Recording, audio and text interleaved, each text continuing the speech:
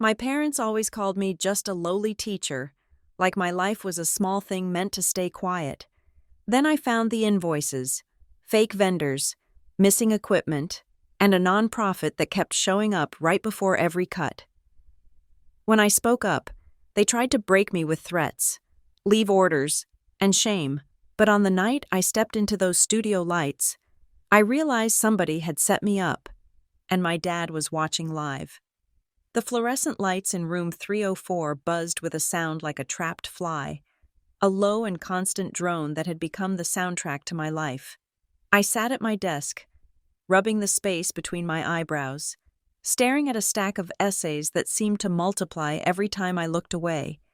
The air conditioner had died 3 weeks ago, and even though it was late October, the heat in Brackenridge lingered, turning the classroom into a humid box that smelled of floor wax and teenage desperate effort.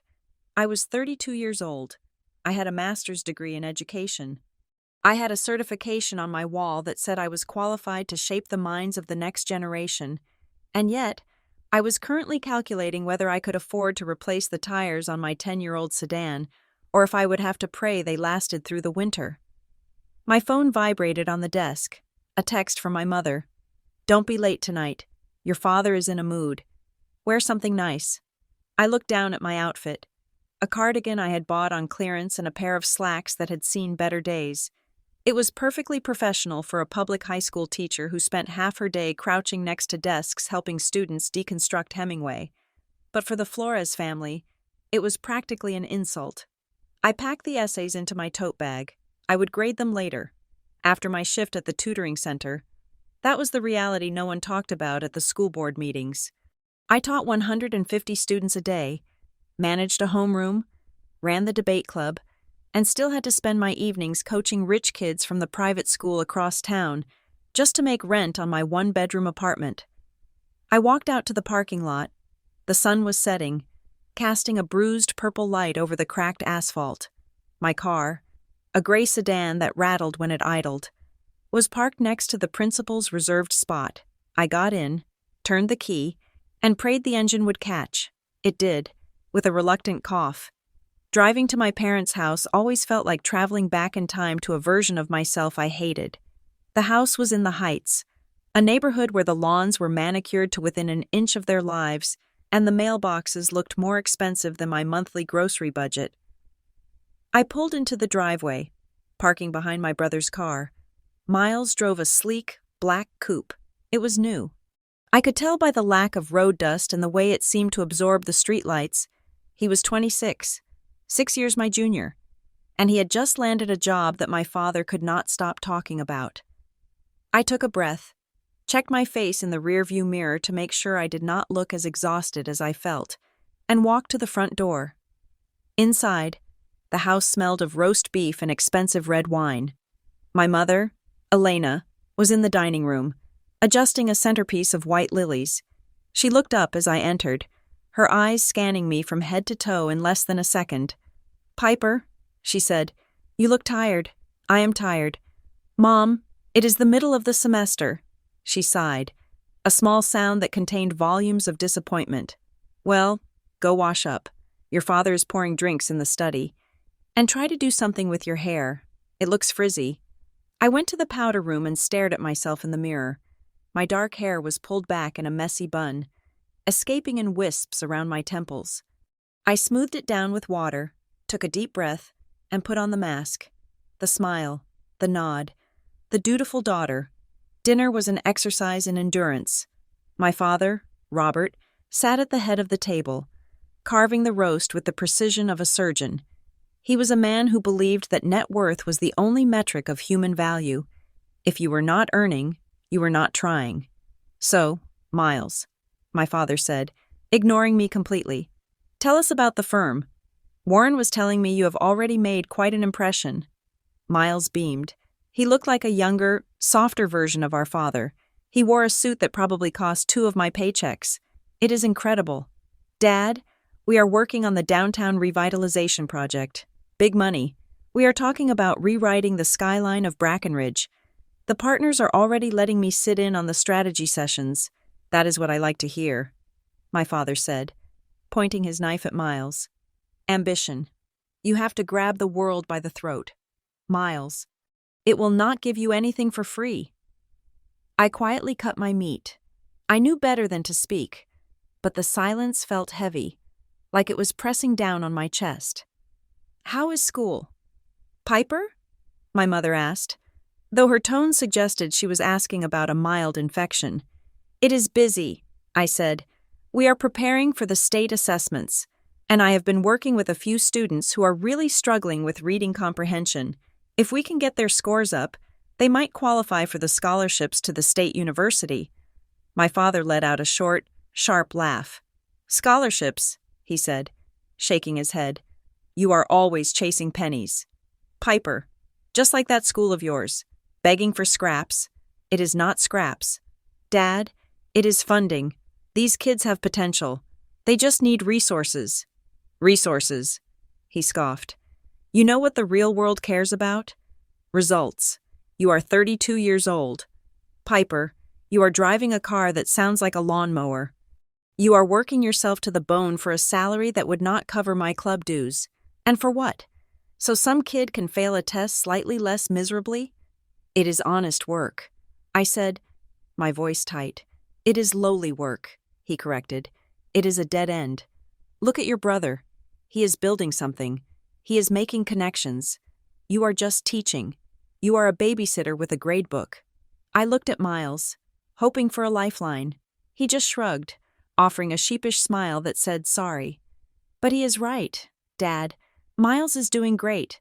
I said, I am happy for him, but we do different things. My mother chimed in then, her voice sickly sweet. We just worry about you, honey. We want you to have nice things. We want you to be secure. You struggle so much. It is painful to watch. I do not struggle. I lied. I am fine. You are not fine, my father said. You are stagnating. I told you 5 years ago to get your real estate license. You have the people skills. You could be selling houses in the Heights. But no, you wanted to save the world. He took a sip of his wine. Well, the world does not want to be saved. Piper, it wants to be bought. The rest of the dinner blurred. I ate mechanically, swallowing the food along with the familiar lump in my throat. They talked about Miles's new apartment, the networking dinners he was attending, the important people he was meeting. I was a ghost at the table, visible only when they needed a cautionary tale to compare against Miles's success. When I finally escaped, walking back to my car in the driveway, the air felt cold. I got in, shut the door, and locked it. The silence of the car was the only sanctuary I had. I gripped the steering wheel, my knuckles turning white. I did not want to cry. I was too old to cry because my daddy was mean to me. But the tears came anyway, hot and humiliating. I hated them. I hated that I still cared what they thought. I hated that no matter how hard I worked, no matter how many students I helped, I would always be the disappointment, the lowly teacher. I wiped my face with the rough sleeve of my cardigan, started the engine, and backed out. I had to get up at 5 a.m. I did not have time for self-pity. The next morning, the coffee in the teacher's lounge tasted like burnt rubber, but I drank 2 cups of it before the first bell rang. The mood in the building was tense. We had all received an email the night before. Mandatory staff meeting, 7:30 sharp. We gathered in the library, sitting on low wooden chairs meant for teenagers. The principal, Dr. Aris Thorne, stood at the front of the room. He was a man who specialized in saying nothing while using a great many words. He wore a suit that was slightly too large for him, giving him the appearance of a deflated balloon. "Good morning, everyone," he said. "I know you are all busy, so I will be brief. As you know, the district is facing some fiscal realignments this quarter." I exchanged a look with Denise Mercer. Denise had been teaching history at Brackenridge for 20 years. She was the kind of woman who could silence a cafeteria with a single raised eyebrow. She sat with her arms crossed, her lips pressed into a thin line. "Fiscal realignments," she whispered to me. "That means cuts." "Doctor," Thorne continued, "due to unforeseen shifts in the allocation of state grants, we are going to have to pause the implementation of the new literacy initiative." A murmur went through the room. I sat up straight, my heart hammering. Pause? I said, my voice louder than I intended. Dr. Thorne, we already bought the materials. The grant was approved in August. We promised the parents this program would start next month.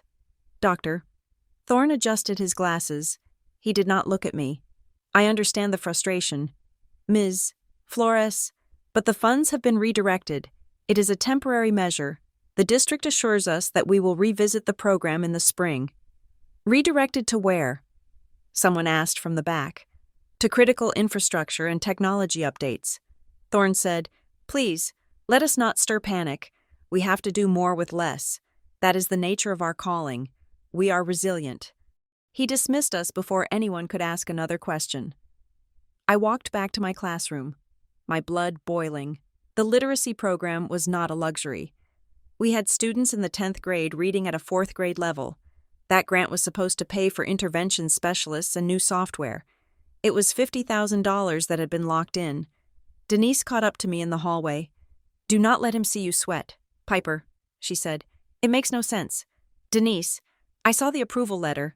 The money was deposited into the school's account 3 months ago. You cannot just redirect a restricted grant. That is illegal. Denise looked around, checking if any students were near. In this district, illegal is just a matter of who is signing the checks. She said quietly, keep your head down. Thorne is looking for scapegoats.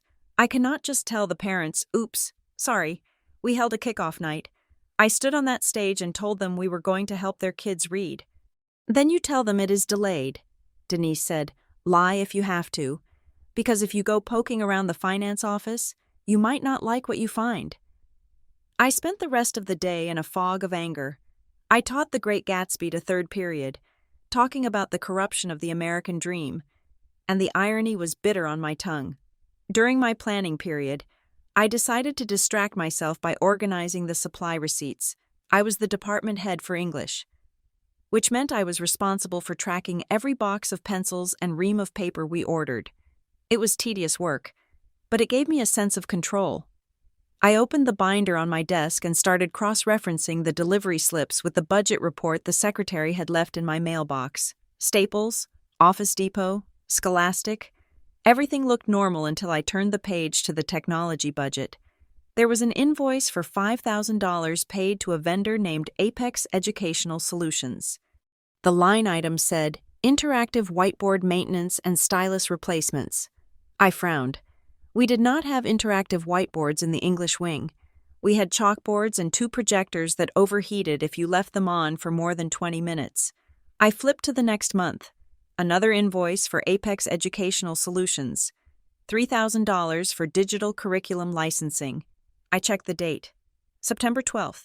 I had never received any digital curriculum. I was still using textbooks from 2010 that were held together with duct tape. I pulled up the vendor list on my computer. There was no website for Apex Educational Solutions, just a P.O. box address in a strip mall on the south side of town. My stomach twisted. This was $8,000 just in my department. If this was happening across the whole school, we were talking about serious money. Money that could have paid for the literacy program.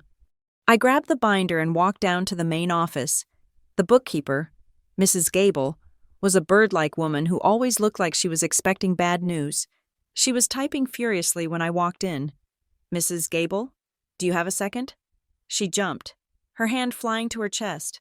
Oh, Piper, you startled me. I am sorry. I was looking at the English budget. I found these charges for Apex Educational Solutions. I do not recognize the name, and we definitely never got this equipment. Mrs. Gable's face went pale. She stopped typing. She looked at the open door, then back at me.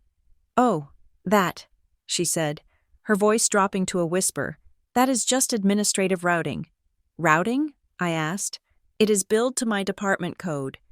$8,000. That is half my supply budget for the year. It is complicated. Piper, sometimes the district aggregates purchases. It just shows up on your line item for accounting purposes. The equipment probably went to the magnet school. But why is my budget paying for it? Mrs. Gable stood up. She walked over to the door and pushed it shut. When she turned back to me, Her eyes were wide and terrified. "Piper, listen to me. Do not ask about Apex. Why? Because the last time someone asked about the routing, they were transferred to a middle school in the Heights. The bad part of the Heights?" I stared at her. "Are you telling me this is fraud?" "I am telling you that questions like this make people lose their jobs." She hissed. "Just sign the reconciliation form. Pretend you did not see it. Please." I left her office with the binder clutched to my chest. My heart was racing. I went straight to Denise's classroom. She was eating a salad at her desk. Grading quizzes. She looked up, saw my face, and put her fork down. "What happened?" she asked. I put the binder on her desk and pointed to the invoice. "Apex." I said, "Have you ever heard of them?" Denise put on her reading glasses. She peered at the paper. She was silent for a long time. Then she took off her glasses and rubbed her eyes. "Apex," she muttered. "No, but I recognize the address." "You do?" 2 years ago, over at North High. They had a scandal with a custodial vendor. They were billing for cleaning supplies that never showed up. The company was called Summit Maintenance. So, Summit, Apex, it is the same word. Piper. And that address? That is the same P.O. box Summit used. I remember because it was in the newspaper for one day before the story got killed. Killed? By who? By the district. They claimed it was a clerical error. The principal at North retired early, and the vendor disappeared. Nothing was ever proven. I sat down in one of the student desks. "So they just changed the name and moved the scam to our school?" "It looks like it," Denise said. "And if Mrs. Gable is scared, that means the orders are coming from above her pay grade. I have to report this." I said, "To who?" "The principal? Thorne is the one signing the checks." "Then the district," I said. "The finance office." Denise shook her head. "Piper, do not be naive. If this is happening, the finance office knows. They are the ones approving it. I cannot just let them steal $8,000 from my kids. Denise, we are cutting literacy programs while someone is buying invisible whiteboards." I went back to my room and sat at my computer. I typed out an email to the district director of finance. I kept it polite. I kept it professional. Subject: Inquiry regarding vendor payment. Apex Educational Solutions. Dear Director, I am writing to verify some charges appearing on the Brackenridge High English Department budget. We have records of payments to a vendor named Apex Educational Solutions for technology and licensing that we have not received. Could you please provide the delivery confirmations or clarify if this was a billing error? We are currently facing budget cuts, and I want to ensure our funds are being accurately reported. Sincerely, Piper Flores. I hit send. My hands were shaking. I did not get a reply that day, or the next. 3 days later, I was sitting in my car during lunch, eating a sandwich, when my phone pinged. It was an email from the district. Ms. Flores. The expenditures in question have been verified and audited by the central office. These were district-wide procurements allocated proportionally to departmental budgets. No error has occurred. Please direct all future financial inquiries to your building principal. Do not contact this office directly regarding site-level accounting. It was a door slamming in my face. Verified. Allocated. Words that meant nothing and everything. I felt a surge of helplessness. They were gaslighting me. They were telling me the sky was green while stealing the ground from under my feet. The following week, the reality of the budget cuts hit the student body. The student council had organized a Save Our Books fundraiser. They set up tables in the cafeteria, selling brownies and wristbands to raise money for the library, which had also lost its acquisition budget. I volunteered to supervise the cash box on a Friday evening during the homecoming game. The gym was packed. Parents, alumni, students, the air smelled of popcorn and school spirit. I was standing by the table when a group of parents approached. I recognized Mrs. Henderson, the PTA president. She was a woman who wore her involvement like a badge of honor and had a voice that could cut glass. "Miss Flores," she said, not smiling. "Hi, Mrs. Henderson. Would you like to buy a brownie? It is for the library." She crossed her arms.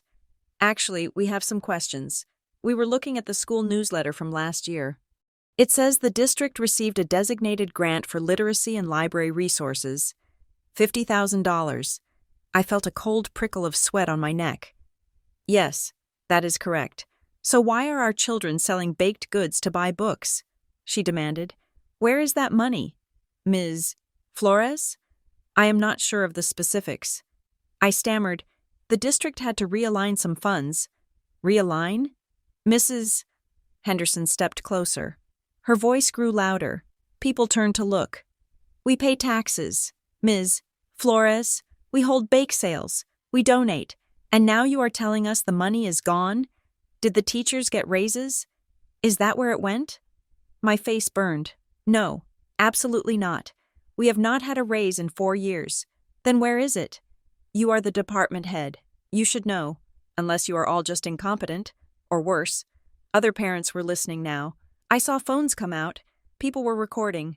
Mrs. Henderson, please, I said, trying to keep my voice steady. I am just as frustrated as you are. I want the students to have books. Then do your job, she shouted. Stop asking us for money and manage the budget you have. It is shameful. You people are constantly crying poverty, but the money vanishes. She threw her hands up and walked away. The crowd murmured. I stood there, humiliated, the heat rising in my cheeks. I looked at the students behind the table. They looked scared. I am sorry. Ms. Flores. One of them whispered. It is not your fault, I said, my voice trembling. It is not your fault. I went home that night and sat in the dark. I replayed the scene over and over. Incompetent. Shameful. My parents' voices echoed in my head. Just a teacher, not built for battles. Maybe they were right. Maybe I should just quit. Go sell houses. Be safe. Be rich. Be loved. But then I thought about the invoice. Apex Educational Solutions. I turned on my laptop. I logged into the school's shared drive. It was a mess of folders, lesson plans, old schedules, bus routes. I started searching, not for Apex, but for technology. I found an archived folder from the previous year labeled District Initiatives. Inside, there was a spreadsheet. It looked like a mistake, a draft file that someone had saved in the wrong place. I opened it. It was a master list of vendor payments for the entire district for the last fiscal year. Thousands of rows. I used the search function. Apex. The screen lit up. Apex Educational Solutions appeared 40 times. Brackenridge High, $4,950. North High, $4,900.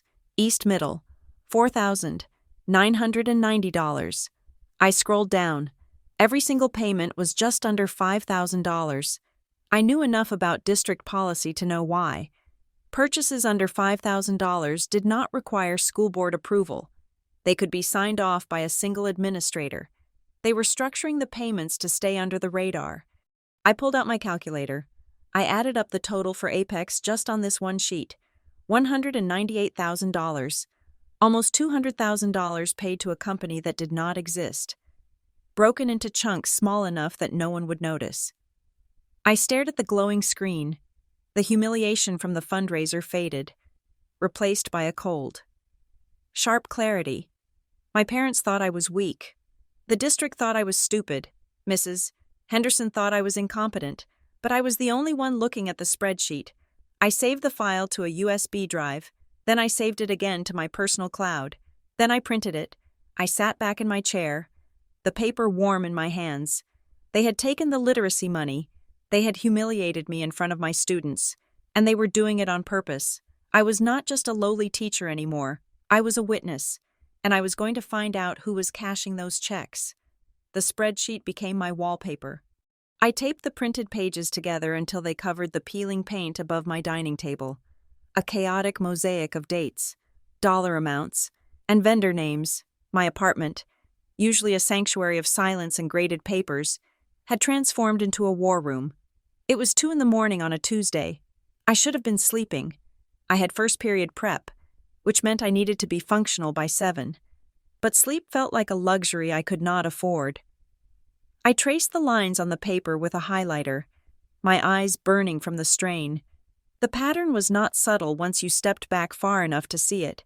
It was rhythmic, almost musical in its predictability. Every time the school board schedule listed a community showcase or a strategic planning session, the payments to Apex Educational Solutions spiked. February 12th. Board meeting regarding district technology upgrades. February 10th. 3 invoices processed for Apex, totaling $14,000 across 3 different schools. May 16th. Annual State of the Schools Gala. May 14th. A flurry of payments for consulting fees and software integration, all just under the $5,000 limit. It was a pump and dump scheme. They drained the accounts right before they stood on stage to tell the public how well they were managing the money. They were using the events as cover, burying the expenditures in the chaotic lead-up to public scrutiny. I sat back. The cap of the highlighter clicked between my teeth. It was brazen. It was arrogant. It relied entirely on the assumption that no one would ever look, and for years, they had been right. Teachers were too tired, parents were too busy, and the students were too powerless. But I was looking now. The following Thursday, I attended the monthly school board meeting. Usually, these meetings were sparsely attended affairs where tired parents complained about bus routes and the board members nodded politely before doing whatever they wanted anyway. Tonight, the auditorium at the district administration building was fuller than usual. There was a buzz in the air, a sense of curated excitement. I sat in the back row, near the exit, nursing a lukewarm coffee. I watched the board members file in. They looked like a tableau of local success. A dentist, a real estate developer, a retired principal, and him, Warren Sloan. He was younger than the others, maybe late 40s, with the kind of tan that spoke of weekends on a boat and a suit that fit him like a second skin. He had silver hair that looked distinguished rather than old. He didn't just walk to his seat. He glided, shaking hands with the front row, flashing a smile that was practiced to perfection. He was the board treasurer, the man with the keys to the vault. When the meeting began, the tedious roll call and Pledge of Allegiance felt like a slow drum roll. I waited. 40 minutes in, after a dull presentation on cafeteria nutrition standards, Warren Sloan stood up. He adjusted the microphone, leaning in with an intimacy that made the large room feel small. "Thank you, Madam President," he said. His voice was rich, baritone, soothing. "Tonight, I want to talk about trust." He paused for effect. The room was silent. In these challenging economic times, we ask a lot of our community. We ask for your tax dollars. We ask for your patience. And in return, we owe you transparent stewardship. We owe you a district that runs not just with efficiency, but with integrity. I felt a surge of bile in my throat. I looked down at my notebook where I had written Apex, $198,000. Sloan continued. "We have been working hard to streamline our procurement processes, cutting the fat so we can feed the mind. And I am proud to announce that our partnership with local innovators is stronger than ever. We are not just building schools, we are building bridges to the future." As he spoke, a young aide in a navy blazer began moving through the rows of seats, handing out glossy presentation folders. I took one. The cover was heavy cardstock, expensive. Embossed in gold foil was a logo I had never seen before. A stylized sun rising over an open book, the Bright Horizon Education Alliance. I opened the folder. Inside were sheets of high-resolution photos, smiling children using tablets, diverse groups of teenagers pointing at smartboards, teachers looking inspired and well-rested. There were charts showing projected growth and community impact. But as I scanned the text, I noticed something missing. There were no hard numbers. No specific breakdown of where the money came from or where it went. Just buzzwords, synergy, holistic support, next-gen learning. I looked up at Sloan. He was beaming, basking in the applause of the room. "We are so grateful for the support of the Bright Horizon Education Alliance," Sloan said, gesturing to the folders. "Their guidance has been instrumental in navigating our recent fiscal realignments. Realignments, the word doctor, Thorne had used when he told me my literacy grant was gone. I slipped the folder into my bag and left before the meeting adjourned. The fresh air outside felt thin compared to the suffocating slickness of that room. Back at my apartment, I opened my laptop. I typed Bright Horizon Education Alliance into the search bar. The website was beautiful. It loaded with a sleek animation of a blooming flower. There was a video on the homepage set to stirring piano music, featuring slow-motion shots of students graduating, hugging parents, looking towards the sky. I clicked on the About Us section. Mission: to empower the next generation of leaders through strategic resource allocation and community partnerships. Vague. I clicked on Board of Directors. The names were a who's who of Brackenridge power players, the owner of the largest construction firm in the county, the vice president of the regional bank, and there, listed as founding advisor, was Warren Sloan. I dug deeper. I looked for their tax filings. Nonprofits were required to be transparent.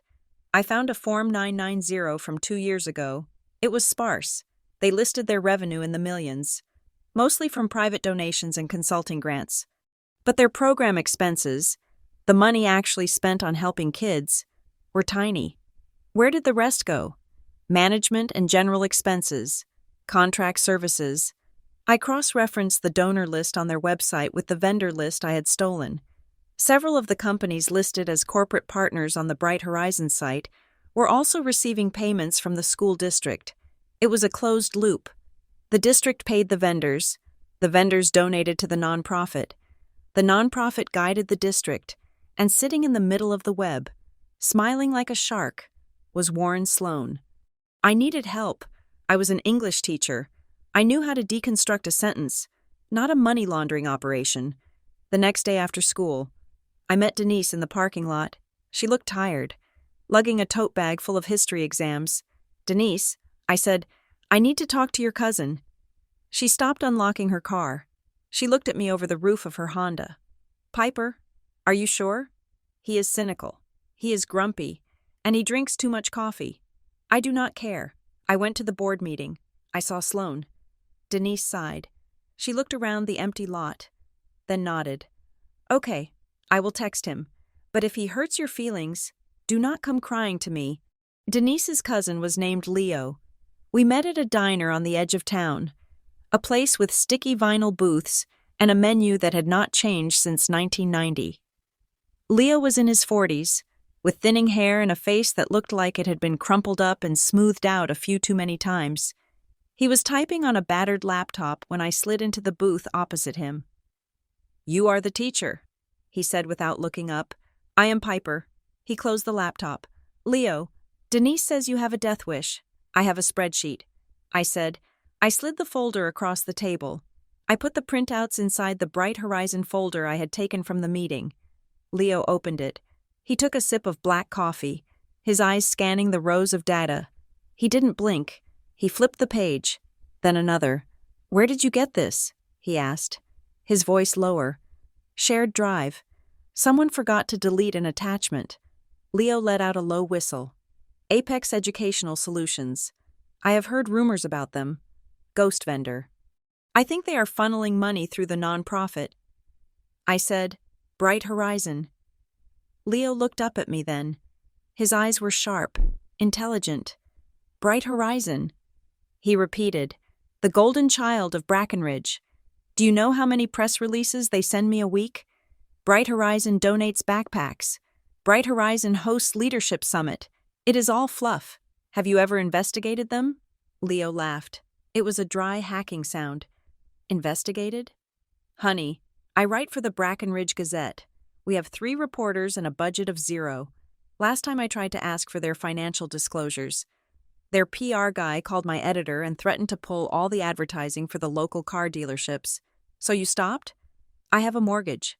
"Piper, and they are slick. They do not leave fingerprints." I pointed to the spreadsheet. "This is a fingerprint.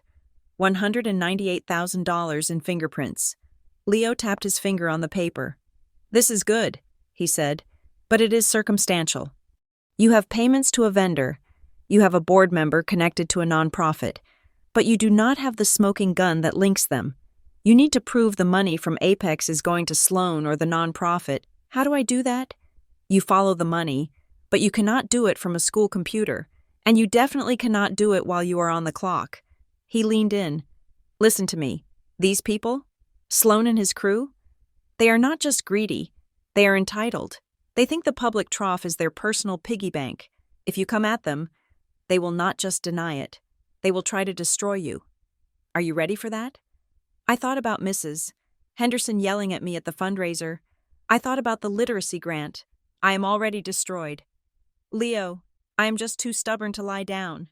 He grinned, a crooked, genuine smile. "All right, teacher, I will make some calls.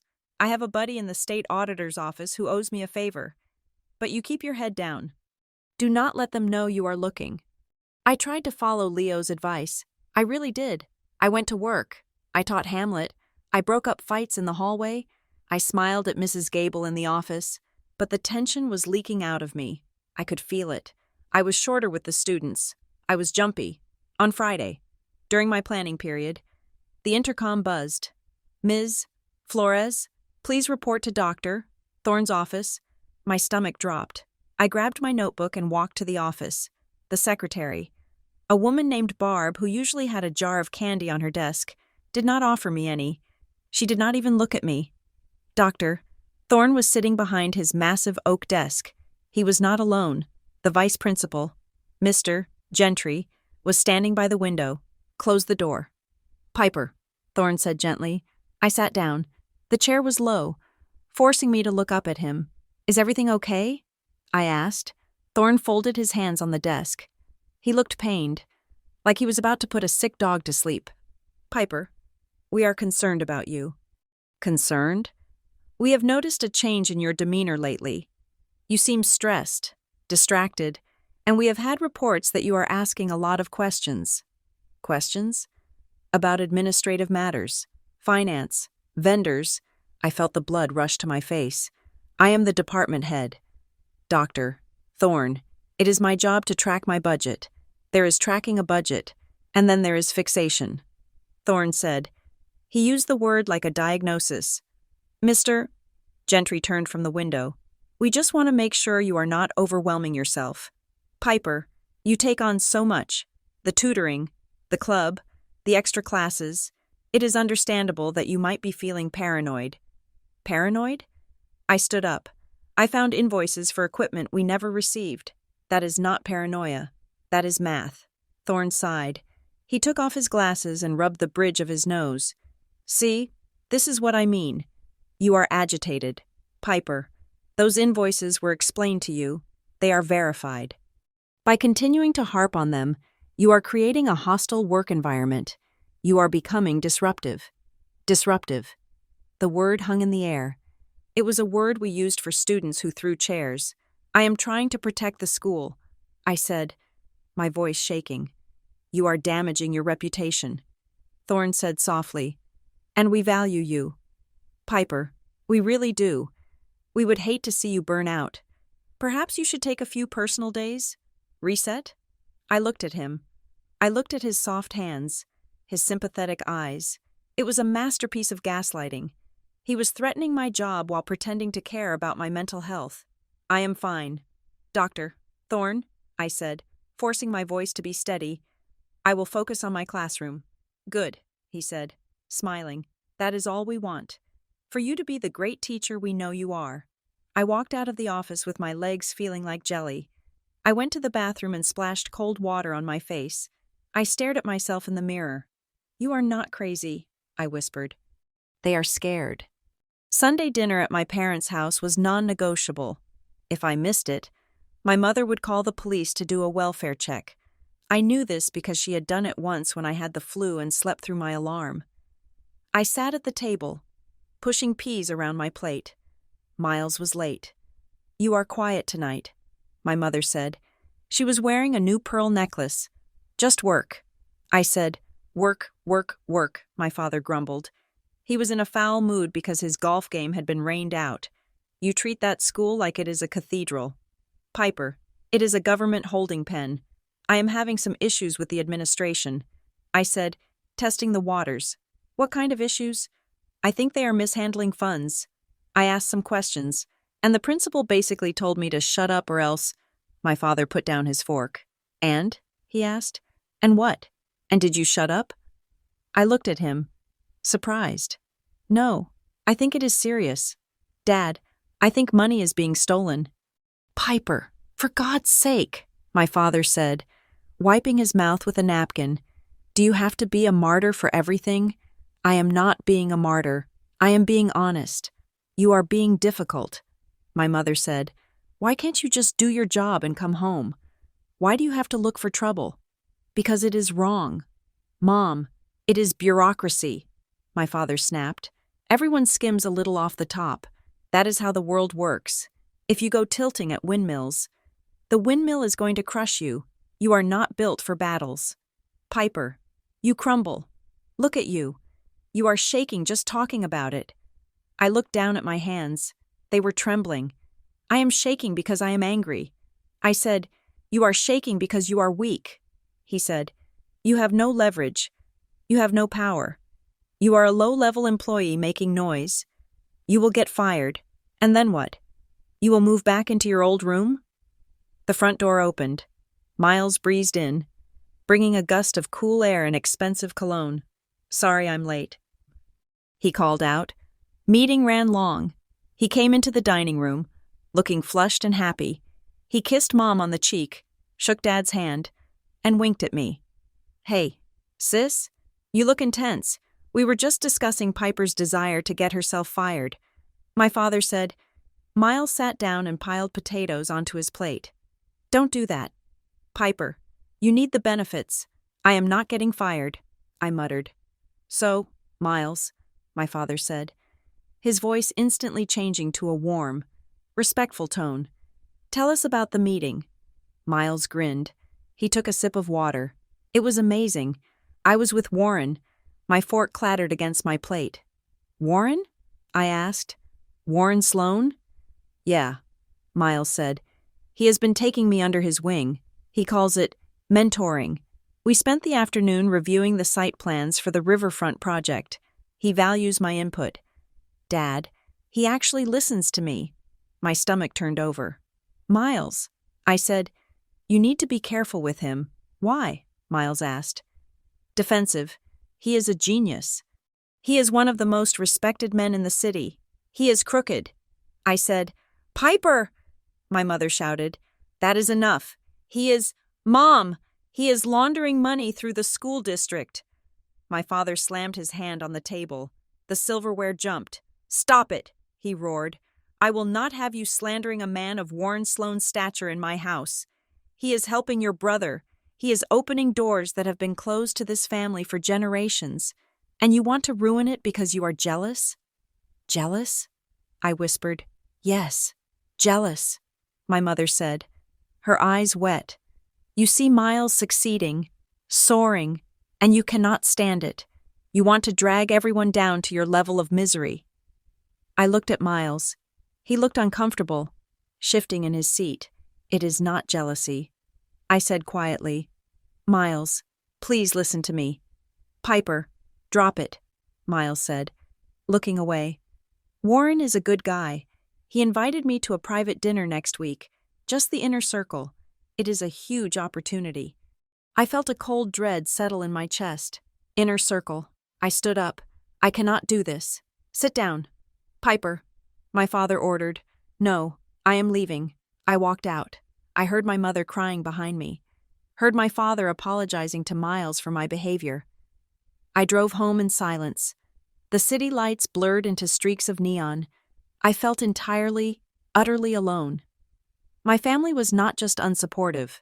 They were actively hostile to the truth. They were so desperate for proximity to power that they would feed me to the wolves if it meant Miles got a seat at the table. Monday morning was gray and rainy. I dragged myself into the school building, my umbrella dripping on the linoleum. I walked to the teacher's lounge to check my mailbox. Usually, it was full of flyers for textbook sales and retirement seminars. Today, there was a single manila envelope, no return address, no stamp. It had been placed there by hand.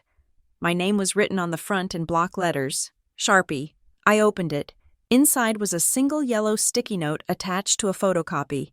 The sticky note read, Stop digging, or you'll lose everything. The photocopy was a page from the standard teacher contract. A specific paragraph was highlighted in neon pink. Section 4.2, Morality and Conduct Clause. The district reserves the right to terminate employment for any conduct, on or off campus, that disrupts the educational environment or brings disrepute to the district. I stared at the paper. My breath hitched. This was not a vague warning from the principal. This was a direct threat. Disrupts the educational environment, brings disrepute. They were telling me they would frame me. They would twist my questions into disrepute. They would fire me, strip my license, and ruin my career. But the most terrifying part was not the contract. It was the sticky note. I recognized the handwriting. It was not sloppy. It was precise. The S were drawn with 3 distinct strokes. I looked around the teacher's lounge. It was empty. The coffee pot was gurgling. Whoever put this here had access to the building. They had access to the mail slots. They were here, inside the walls. It could be a secretary, an administrator, another teacher. My hands shook, crinkling the paper. My father was wrong. I was not built for battles. I was scared. I was a 32-year-old woman with a 10-year-old car and no allies. But as I looked at that highlighted clause, at the arrogant threat in those block letters, something else sparked in my chest, a heat that was hotter than fear. They thought this would make me stop. They thought threatening my livelihood would send me scurrying back to my classroom to be a good little quiet teacher. They did not know me. They knew the piper who smiled at dinner parties. They did not know the piper who taught the crucible to teenagers and explained that mass hysteria only works when good people stay silent. I folded the paper and put it in my pocket. You want a disruption? I thought, I will give you a disruption. I walked out of the lounge and headed toward my classroom. The bell rang, a shrill, demanding sound. I walked faster. I had work to do. And for the first time in years, I wasn't just teaching, I was hunting.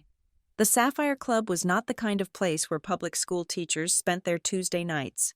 It was a renovated textile mill down by the river. All exposed brick, Edison bulbs, and cocktails that cost $20. It was the sort of place that sold exclusivity. And tonight, the parking lot was full of luxury sedans and SUVs with tinted windows. I parked my rattling gray car 2 blocks away. In the shadow of a defunct warehouse, I pulled the collar of my coat up against the damp chill of the November air. I felt ridiculous. I felt like a character in a bad noir film, skulking around in the dark. But the spreadsheet burned in my mind. A map of theft that led straight to the double doors of this club. Miles had said it was a private networking dinner, the inner circle. I found a spot across the street, tucked behind a bus shelter. From here, I had a clear view of the valet stand. I waited. My feet were numb in my boots, and my breath plumed in white clouds before me. 30 minutes passed. I watched men in tailored suits and women in cocktail dresses glide out of cars, handing keys to valets who looked young enough to be my students. Then I saw him. A silver Lexus pulled up. The driver's side door opened, and a man stepped out. He was heavy-set, balding, with a nervous energy that made him check his phone 3 times before he even closed the door.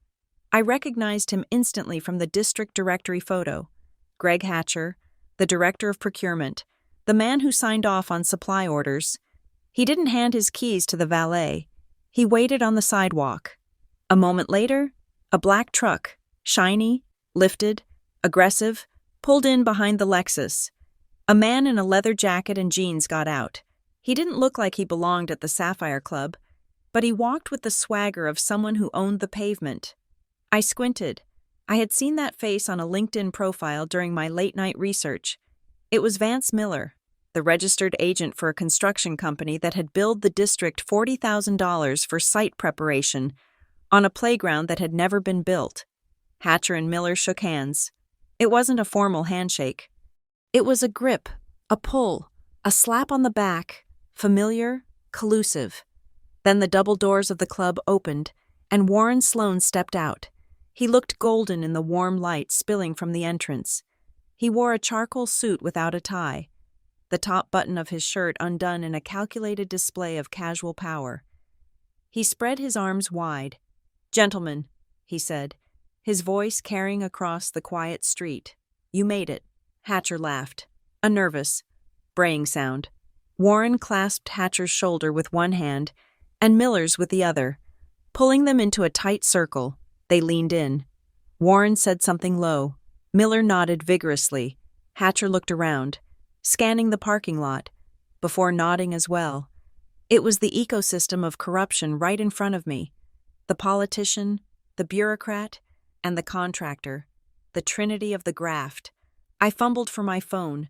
My hands were shaking, partly from the cold, partly from the adrenaline that was flooding my system like battery acid. I tapped the camera app. I zoomed in. The image was grainy in the low light, but undeniable. I tapped the shutter button. 1, 2, 3. I shifted slightly to get a better angle on Warren's face. "Hey." The voice was a bark, sharp and close. I froze. A security guard in a black windbreaker was standing at the edge of the club's property, staring directly across the street at me.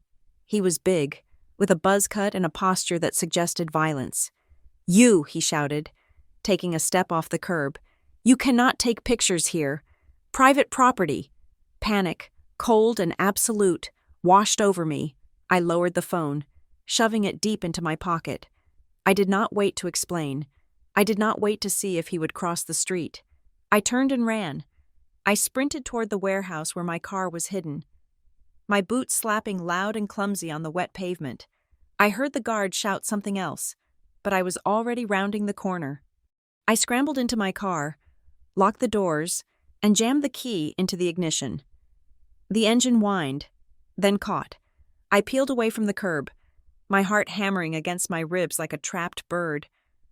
I watched the rearview mirror until the club disappeared, terrified that the black truck or the silver Lexus would be behind me. I drove home taking random turns, convinced I was being followed. When I finally got into my apartment, I collapsed against the door, sliding down to the floor. I looked at the photos on my phone. They were blurry, dark, but they were real. I had seen them, and they had seen me. The retribution was swift. I arrived at school the next morning with a headache that throbbed behind my eyes. I had barely slept, every time I closed my eyes.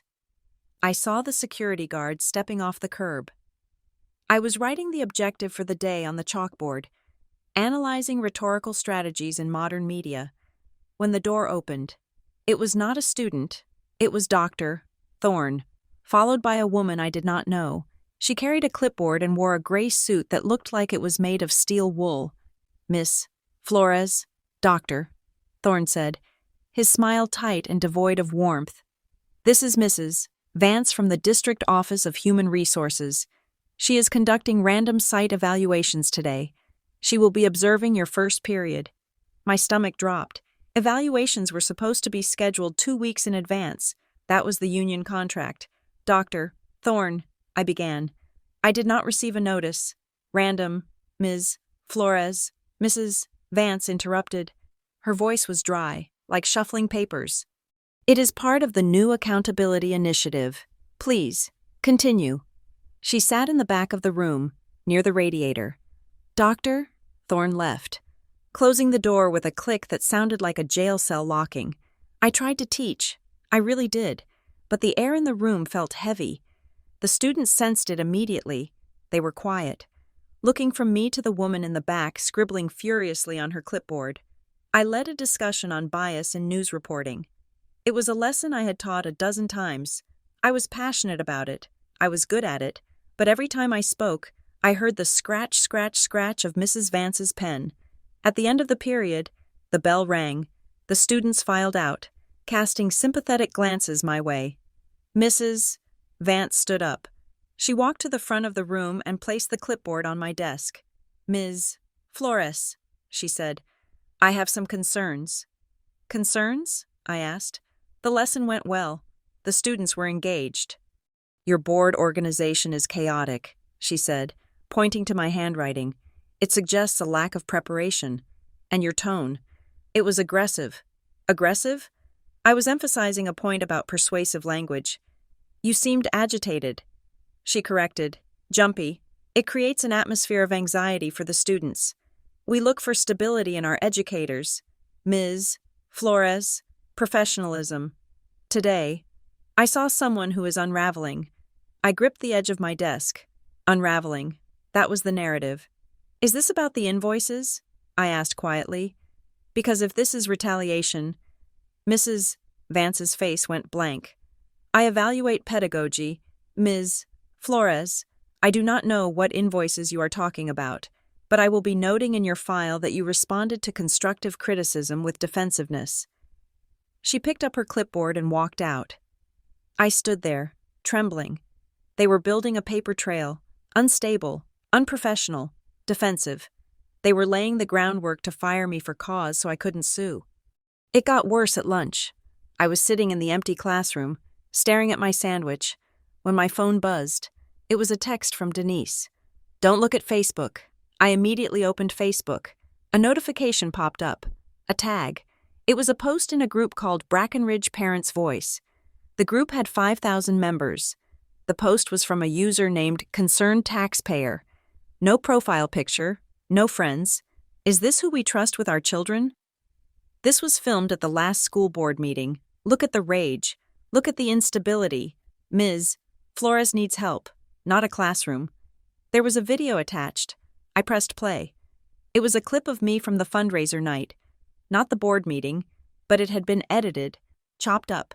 It showed me waving my hands. It showed my face red and flushed. Where is the money? I was shouting in the clip. I am just as frustrated as you are. But they had cut out Mrs. Henderson screaming at me.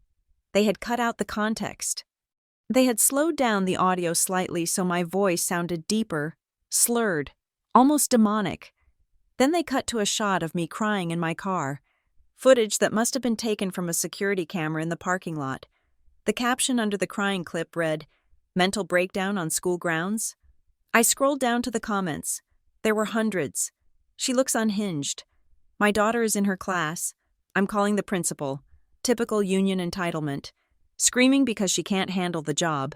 She needs to be removed immediately. Unsafe. I felt like the room was spinning. The walls were closing in. They weren't just attacking my job. They were attacking my soul. They were taking my passion and painting it as madness.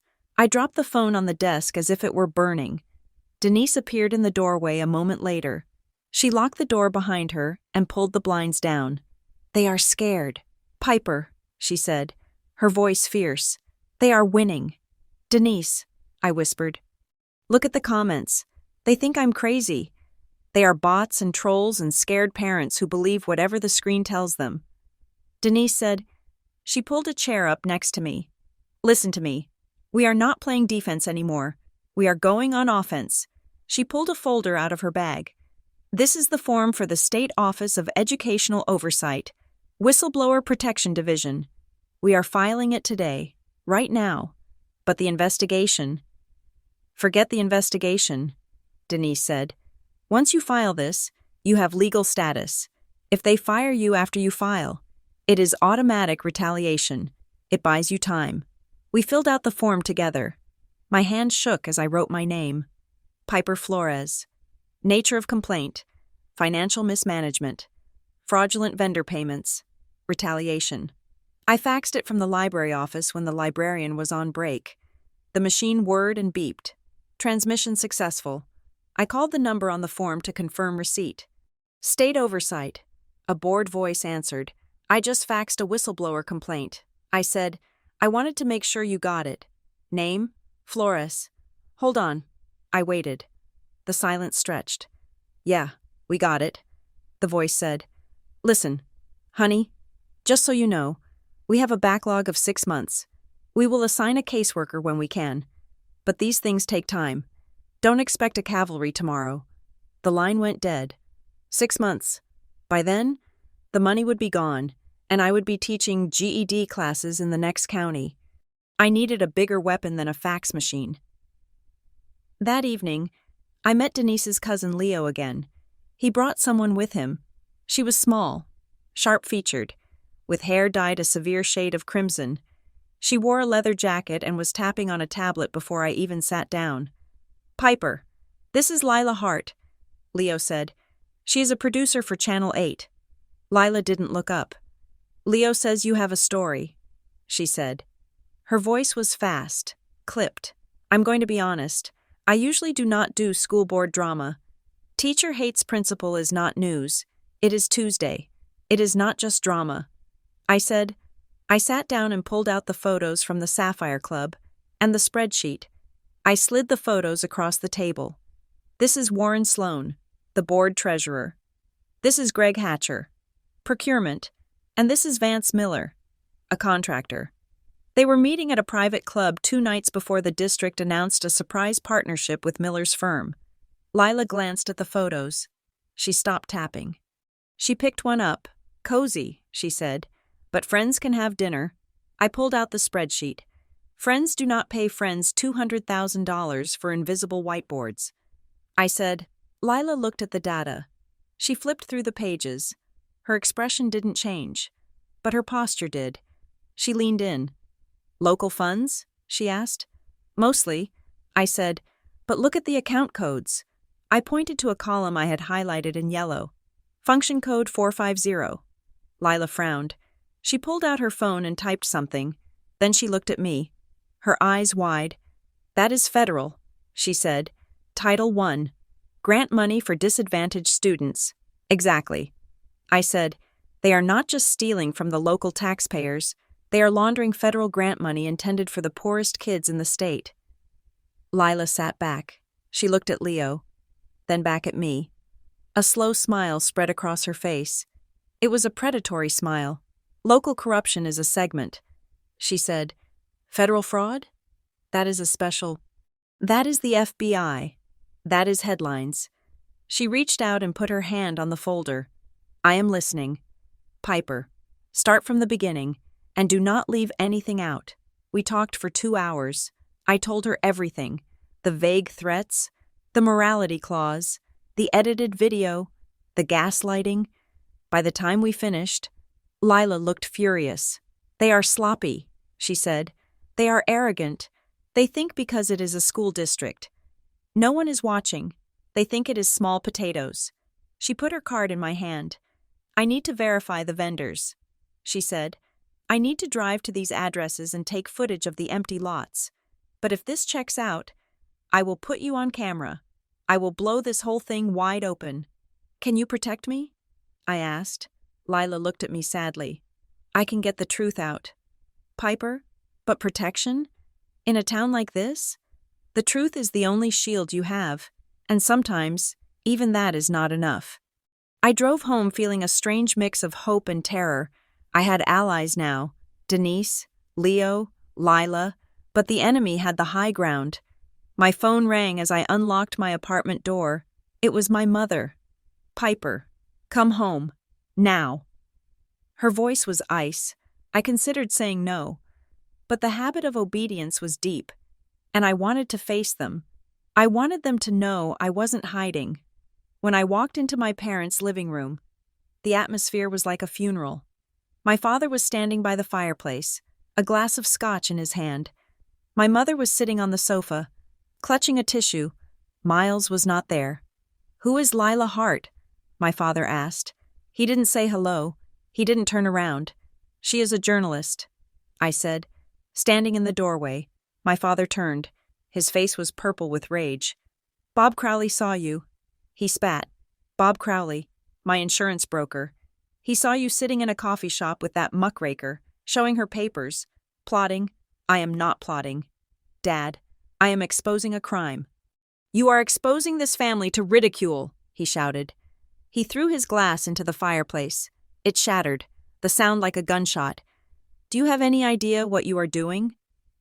Warren Sloan is a pillar of this community. He is connected to everyone. If you go on television and accuse him of theft, you are not just ending your career, you are ending mine. You are ending Miles's. It is always about Miles, isn't it? I said, my voice rising. My mother looked up. Her eyes were red. Piper, please, stop this. You are ruining the family name.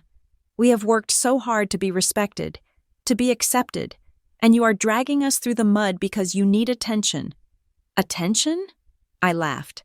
A harsh, jagged sound. "You think I want this? You think I want to be followed by security guards and mocked on Facebook? I am doing this because it is right." "Right?" my father sneered. "You are a child playing with matches. You are going to burn this house down." "And for what? For some books? For some poor kids who don't even care?" "They care." "Dad!" I shouted. "And I care." "Get out," my father said. He pointed to the door. "If you are going to persist in this madness, you are not welcome here. I will not have a traitor at my table." I looked at my mother. She looked away. "Fine," I said. I turned and walked out. I didn't cry this time. The bridge was burned. I had lit the match myself. I went back to my apartment. I felt hollowed out. I sat on my couch in the dark, staring at the streetlights on the ceiling. A knock at the door. I jumped. I grabbed the baseball bat I kept under the bed. "Who is it?" "It is me. Miles." I hesitated. Then I opened the door, leaving the chain on. Miles stood in the hallway. He looked terrible. His tie was loose, his hair messy. He looked like he had been crying. "Let me in." "Piper, please." I undid the chain. He walked in and collapsed onto my small sofa. He put his head in his hands. "Dad told me," he said, "about the reporter." "Are you here to yell at me too?" I asked, leaning against the doorframe. "No," he said. His voice was muffled. He looked up. His eyes were wide with fear. "Piper, Warren knows." "Knows what?" "He knows you are digging. He knows about the reporter. He has eyes everywhere." Miles took a shuddering breath. "He took me to lunch today. He offered me a promotion. Project lead. A $20,000 raise." "That is a bribe." "Miles, I know," Miles shouted. "I know it is a bribe." He stood up and paced the small room. "He told me that he was worried about you. He said you were mentally overwhelmed. He said the district was considering pressing charges against you for stealing confidential data. He said if I could help you see reason, if I could get you to stop, he would make sure the charges went away. And the promotion would be mine." I stared at my brother. "He is using you to get to me." "I know," Miles whispered. I felt sick. "Piper." I sat there eating steak and listening to him threaten my sister with a smile on his face. "So help me." "Miles, help me stop him." Miles stopped pacing. He looked at me, and I saw the cowardice in his eyes. It was a deep, ingrained fear of losing the shiny life he had just started. "I can't, Piper. I can't lose this job. Dad would kill me. I have loans. I have the car. You have a conscience. I am scared," he cried. "These people are powerful. Piper. They crush people. Warren told me a story about a contractor who tried to overcharge him. That guy hasn't worked in this state in 5 years. So you are going to let them destroy me? No. I just want you to stop. Please, just stop, before it is too late. Take the plea. Take the exit." He reached into his pocket and pulled out an envelope. "Warren gave me this. He said it is a severance package, 6 months' salary. If you resign tomorrow and sign a non-disclosure agreement," he held it out to me. "Please, Piper, take it. For me, for Mom and Dad." I looked at the envelope. It was thick, clean, 6 months' salary. I could move. I could start over. I could sleep. Get out. I said, "Piper, get out," I screamed. Miles dropped the envelope on the coffee table and fled. I stared at the envelope. I picked it up. I held it. It was tempting. God, it was tempting. The exhaustion was in my bones. I was fighting my family, my boss, the internet, and the wealthy elite of the city. I was one person. I sat there for a long time, the envelope heavy in my lap. I thought about signing it. I thought about packing my boxes. Then my phone buzzed. It was an email, not from Lila, not from Denise. It was from a student, Maya. Maya was a brilliant girl. She lived in a motel on the highway with her mother and 2 siblings. She'd been staying after school every day for help with her calculus and essay writing. "Ms. Flores, I just got the email. I got into the Summer Scholars Program at the university. I can't believe it. I went to the office to ask about the bus pass voucher and the supply stipend you told me about. The secretary said those programs have been suspended because of budget cuts. She said I have to pay for the transport and the laptop myself. Ms.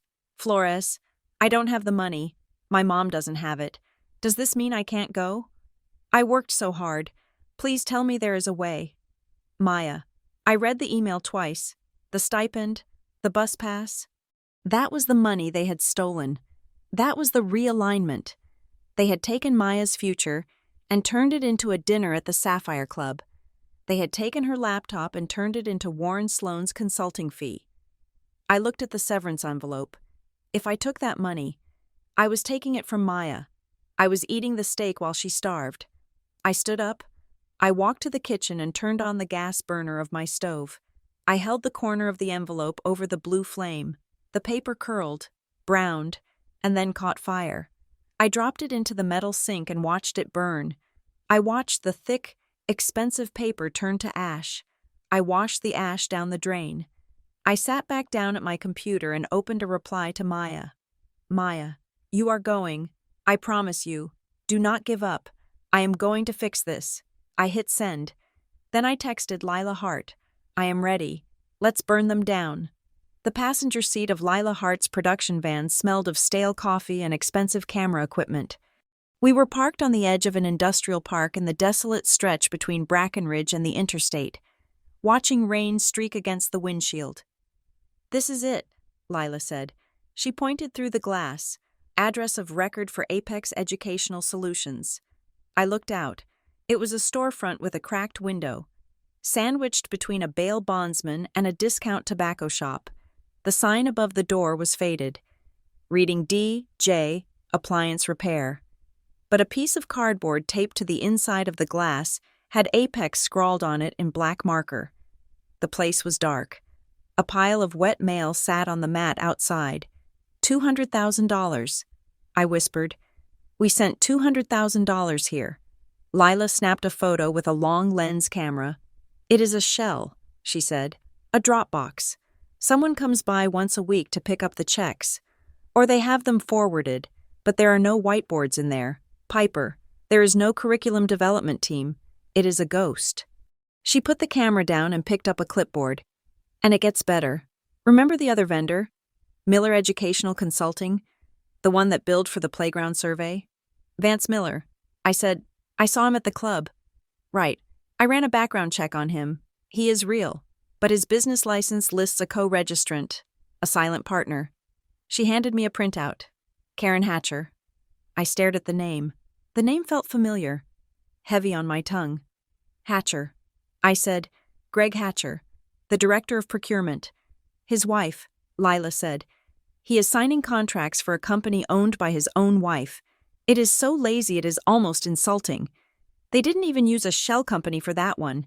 They just assumed no one would ever match the names. They felt untouchable. I said, they were, Lila said, putting the car in gear. Until you... We drove back toward the city in silence.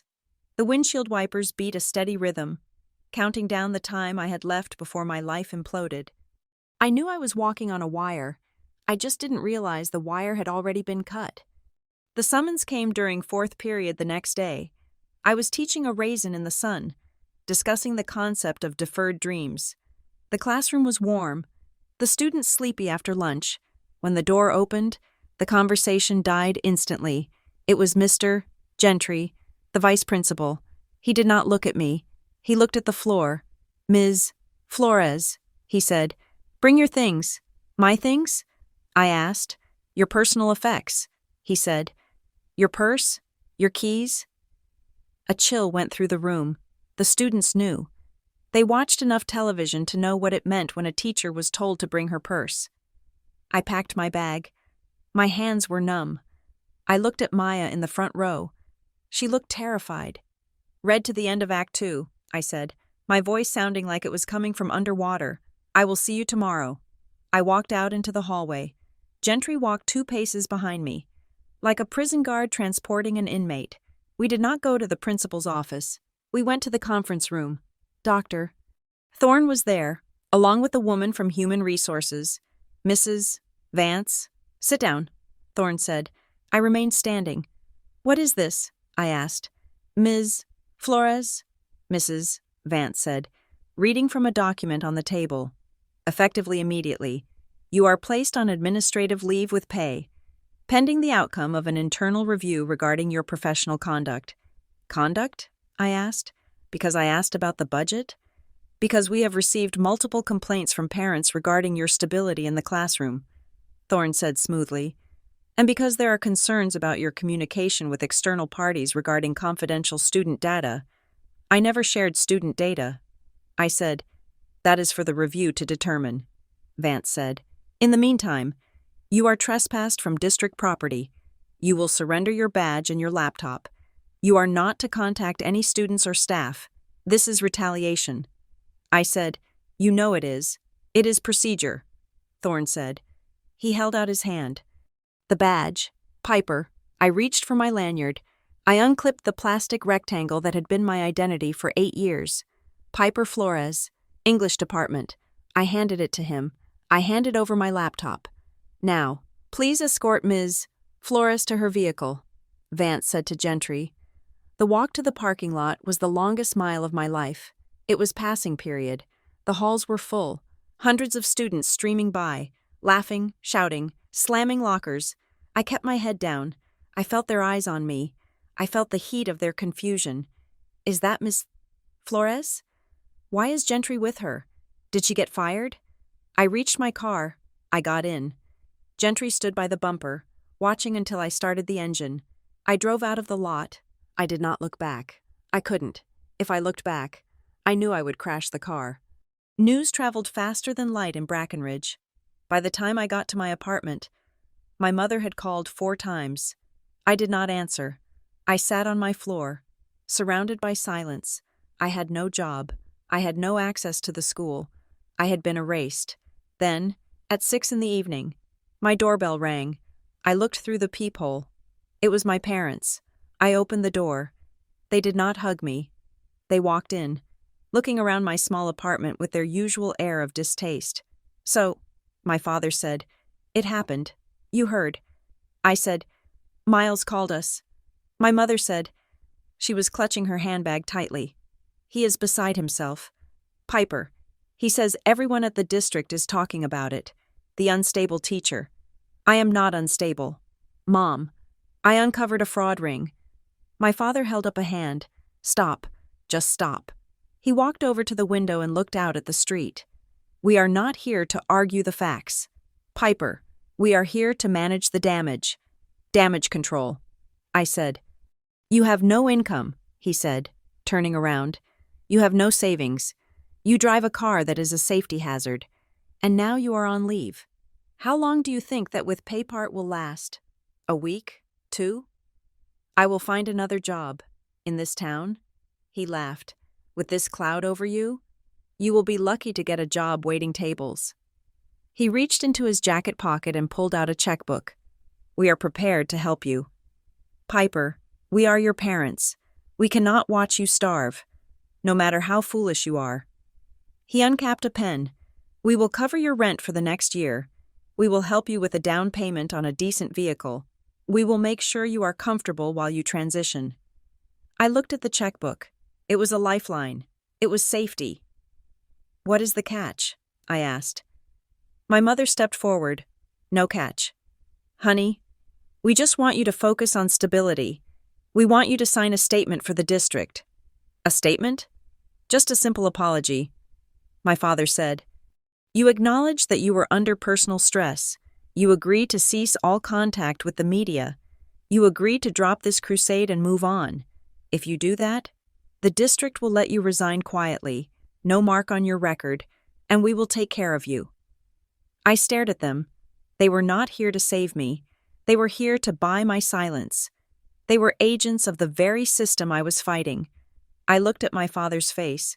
I searched for any sign of the man who had taught me to ride a bike, the man who had carried me on his shoulders at the parade.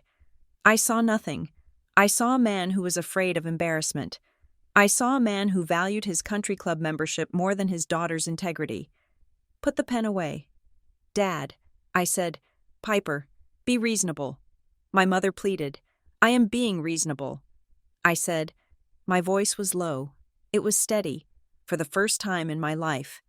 I did not feel the need to scream to be heard. I am not for sale. I am not going to apologize for telling the truth. And I am certainly not going to take money from you so you can feel better about betraying your own child. My father froze. His eyes narrowed. Betraying? He said. We are trying to save you from yourself. No, I said. You are trying to save your reputation. You are trying to protect Miles. You do not care about me. You never have. Not really. You only care about the version of me that reflects well on you. And since that version is gone, you have no use for me. My father closed the checkbook. The snap was loud in the quiet room. He looked at me. The warmth drained out of his face, replaced by a cold, flat indifference. It was the look you give a stranger who has bumped into you on the street. You are making a mistake. He said, I don't think I am. He put the pen back in his pocket. Very well. If you want to be a martyr, Piper, go ahead. But do not come to us when the fire gets too hot. Do not call us when you are evicted. You are on your own. I am already on my own, I said. He walked to the door. My mother lingered for a second, looking at me with wet eyes. But she did not speak. She followed him. The door clicked shut. I locked it. I leaned my forehead against the wood. I did not cry.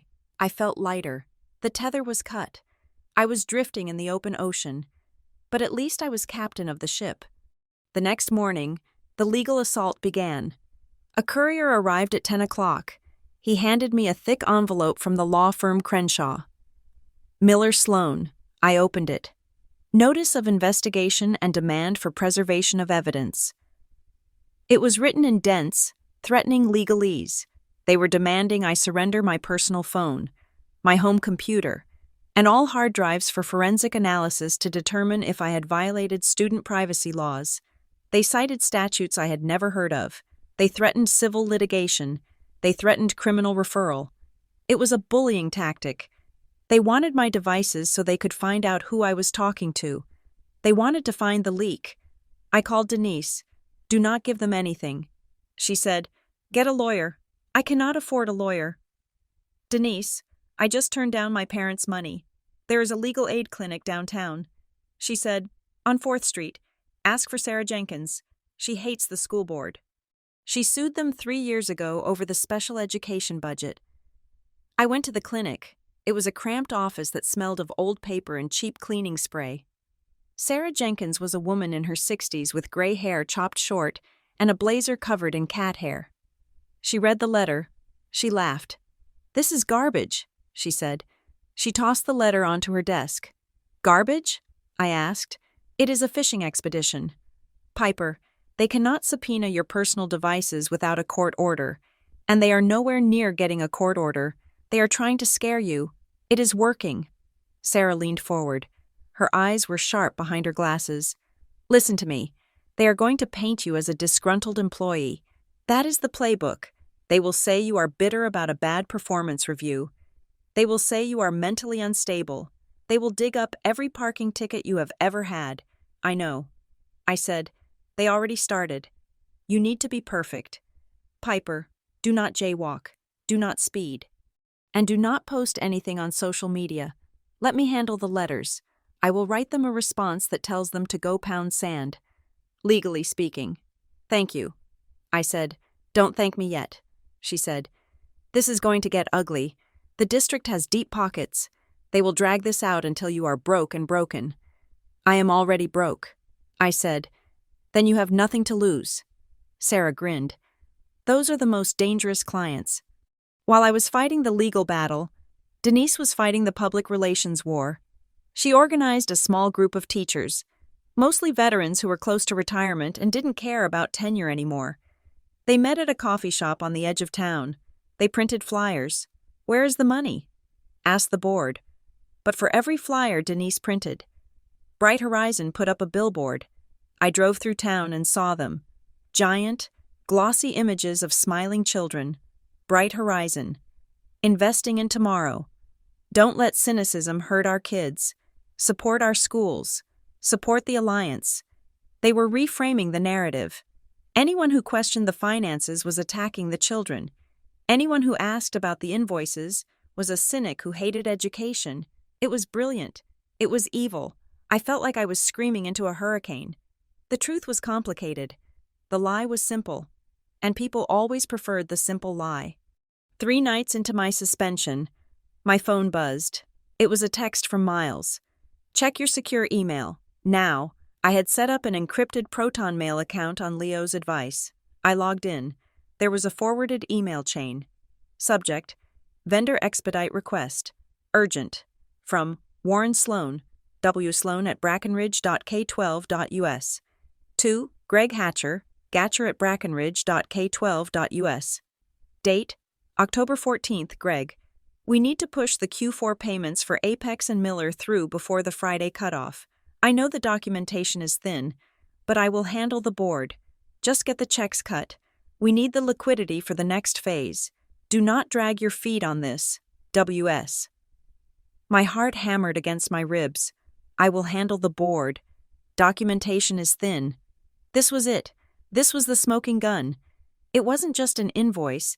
It was a direct order from a board member to bypass procedure for a fraudulent vendor. I downloaded the file. My phone rang. It was Miles. Did you get it? He asked. His voice was high, tight with panic. I got it. Miles. This is amazing. This proves everything. I made a mistake. Piper, he said. He was breathing hard.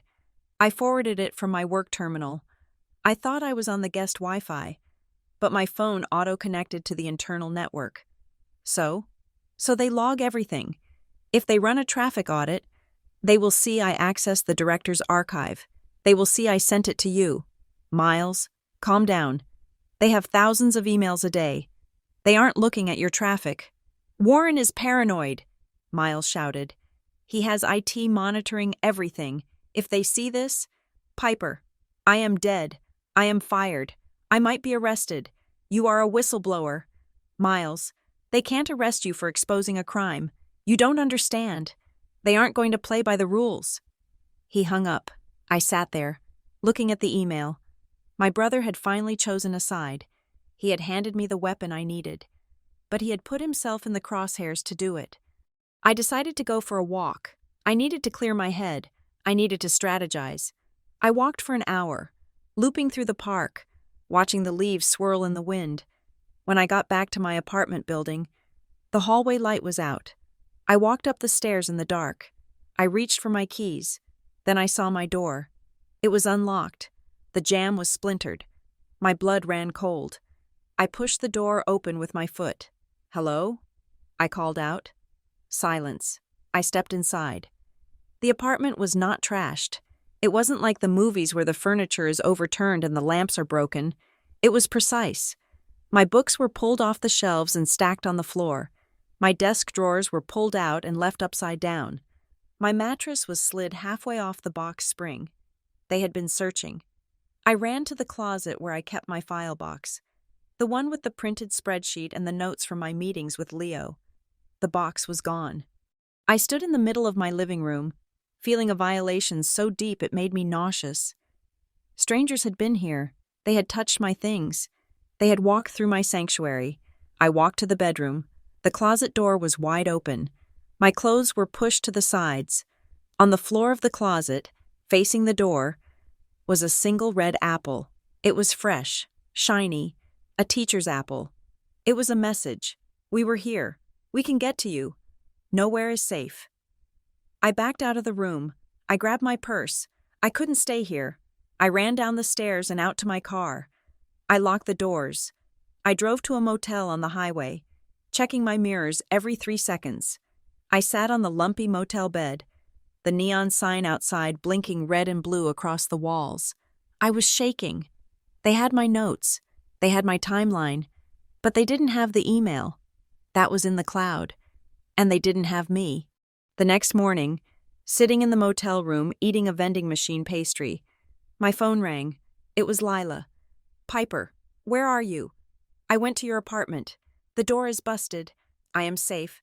I said, I am at the Starlight Motel. They broke in. Lila, they took the files. I am coming to get you, she said. Pack your bag. We are going to the studio. Why? Because I found the loop, she said. Her voice was electric. I spent all night with the forensic accountant. We traced the donations. Tell me. Okay. So the district pays Apex. Apex is a ghost. Apex pays a consulting fee to a firm called Strategic Civic Partners. Who owns Strategic Civic Partners? Nobody. It is a blind trust registered in Delaware. But guess who the registered advisor is? Warren Sloan? Better. Lila said. Warren Sloan's sister. His sister? Yes. And here's the kicker.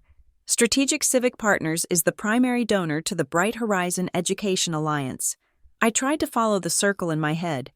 So the district pays Apex pays the sister donates to the nonprofit, and the nonprofit supports the district? Exactly. It is a washing machine. They take public money, scrub it through a fake vendor, turn it into a charitable donation, and use it to buy influence and run PR campaigns to get more public money. And Warren Sloan takes a tax write-off for the donation while skimming fees at every step. It is brilliant. I said, it is a RICO case. Lila said, it is organized crime. And the email? I asked. I told her about what Miles had found. Lila let out a breath. The email proves intent. She said, the money trail proves the mechanism. The email proves the command. Piper, we have them. We have them cold. So what do? We go live. She said, live? The network has greenlit a special segment, The Education of Corruption, prime time, tomorrow night, but they need a face. They need the teacher who found it. They need you to sit in the chair and tell the world what they did to you. I hesitated. If I do this, there is no going back. I said, my parents will never speak to me again. I will never teach in this town again. Piper, look at what they did to your apartment, Lila said. Look at what they did to your brother. There is no going back. The only way out is through. You have to burn it down so you can build something new. I thought about the apple on the closet floor. I thought about Maya asking for a bus pass. I thought about my father's cold eyes. I am in. I said, good, Lila said. I am 5 minutes away. Put your war paint on. Piper, we are going to make them famous. I hung up the phone. I went to the motel bathroom. I washed my face. I looked at the dark circles under my eyes. I looked at the fear that had taken up residence in my features. I brushed my hair. I put on my lipstick. You are not just a lowly teacher, I told the reflection. You are the lesson they never saw coming. I grabbed my bag and walked out into the sunlight. The hotel room Lila had booked for me was generic, beige, and smelled faintly of lavender air freshener. It was supposed to be a safe space, a bunker where I could prepare for the war that was coming. But to me, it felt like a waiting room for an execution. Lila sat across from me on the stiff armchair, a notepad balanced on her knee. She was relentless. Again. She said, why did you start investigating? Because I felt like something was wrong. I said, stop. Lila snapped. She didn't look up from her notes. Cut the feelings. Feelings are for therapy. News is for facts. If you say I felt, the audience hears I am emotional. If you say I saw, the audience hears I am a witness. Again. I took a deep breath. My hands were sweating. I wiped them on my jeans. I started investigating because I found a discrepancy in the supply budget. I said, my voice steadier. I located invoices for technology that was never delivered to my department. Better, Lila said. And when you brought this to the administration? They told me the funds had been rerouted. And were they? No, the funds were paid to a shell company with a vacant address. Lila nodded. Good. Keep it cold. Piper, the moment you cry, the moment you get shrill, you lose. You become the hysterical woman the district is painting you to be. You have to be ice. I nodded. But inside, I was anything but ice. I was a forest fire of anxiety. I had spent my entire life being told by my parents that I was too much, too sensitive, too dramatic. Piper takes everything so personally, my mother would say. Piper loves a tragedy. Now, I was about to go on national television, and I was terrified that my parents were right. Maybe I was just making noise. Maybe I was just the lowly teacher throwing a tantrum because she didn't understand how the big world worked. But then I would think about the empty shelves in the library. I would think about Maya needing a bus pass, and the ice would form again over the fire. The night before the broadcast, the phone in the hotel room rang.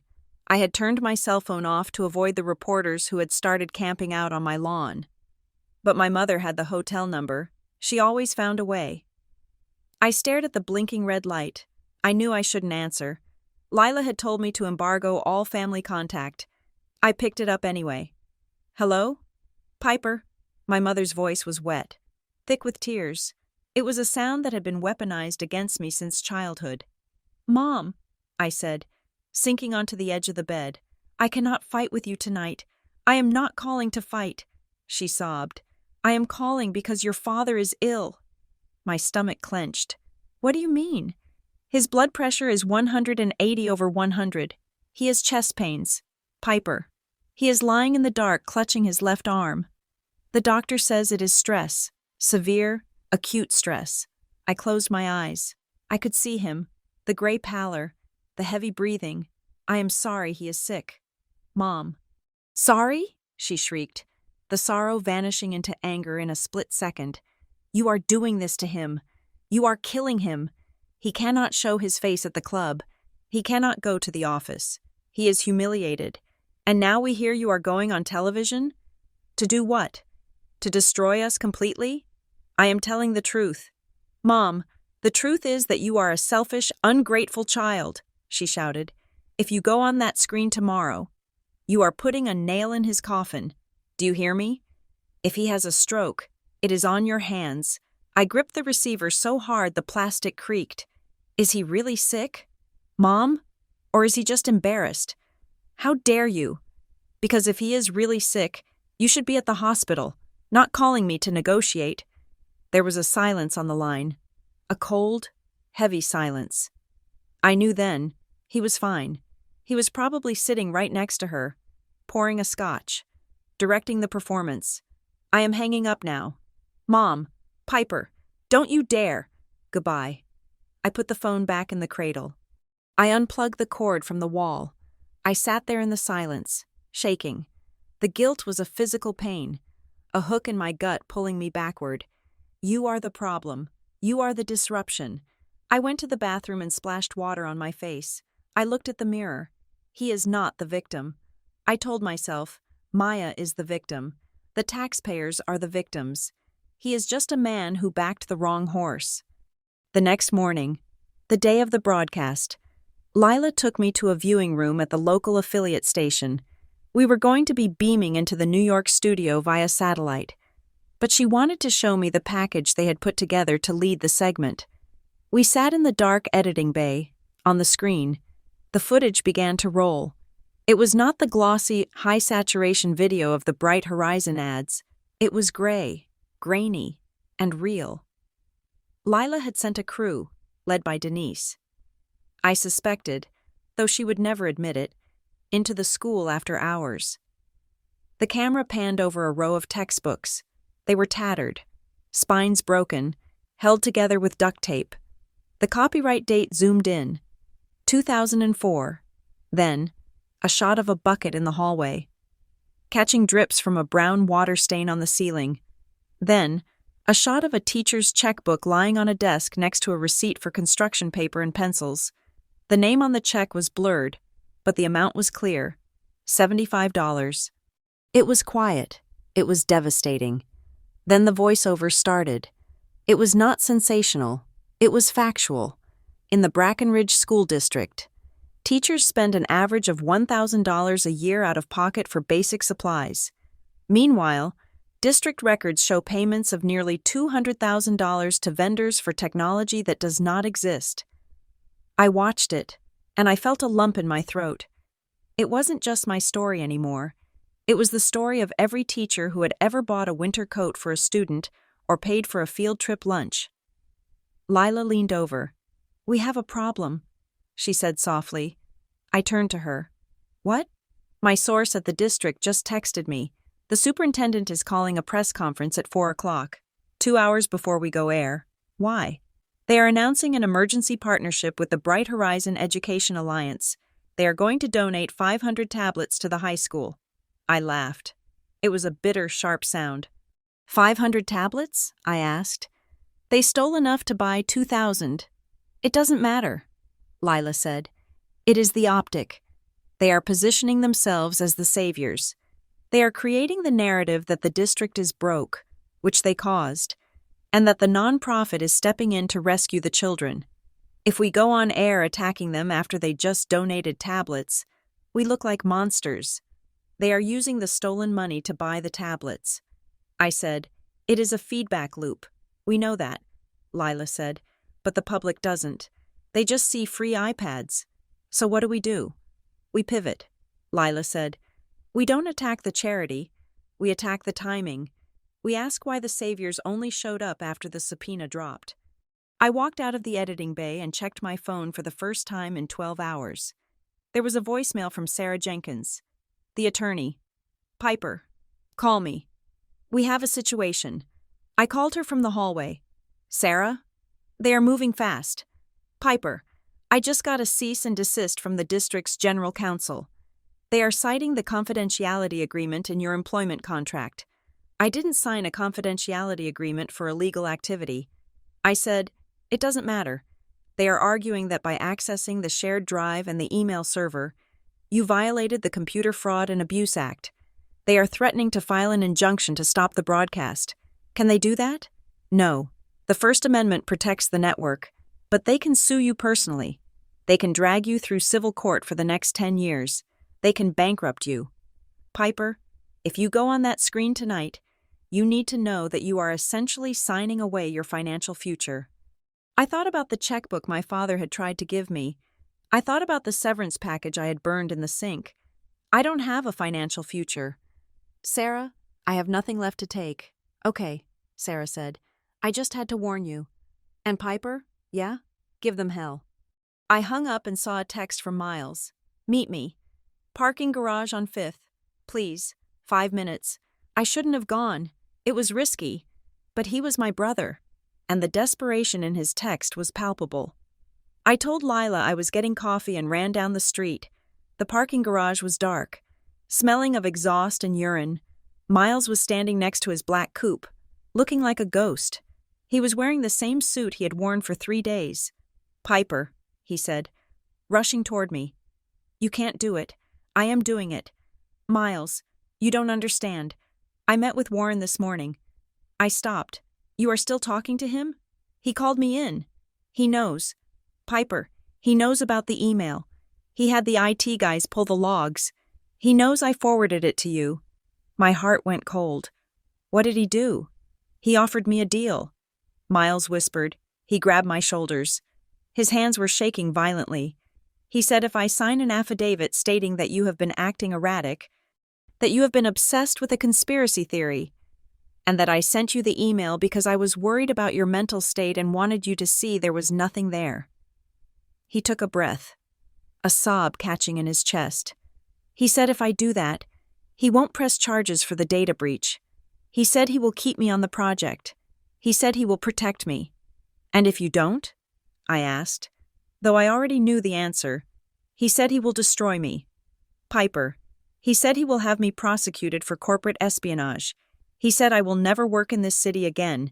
He said Dad will be ruined by association. I looked at my brother. He was 26 years old. He was weak.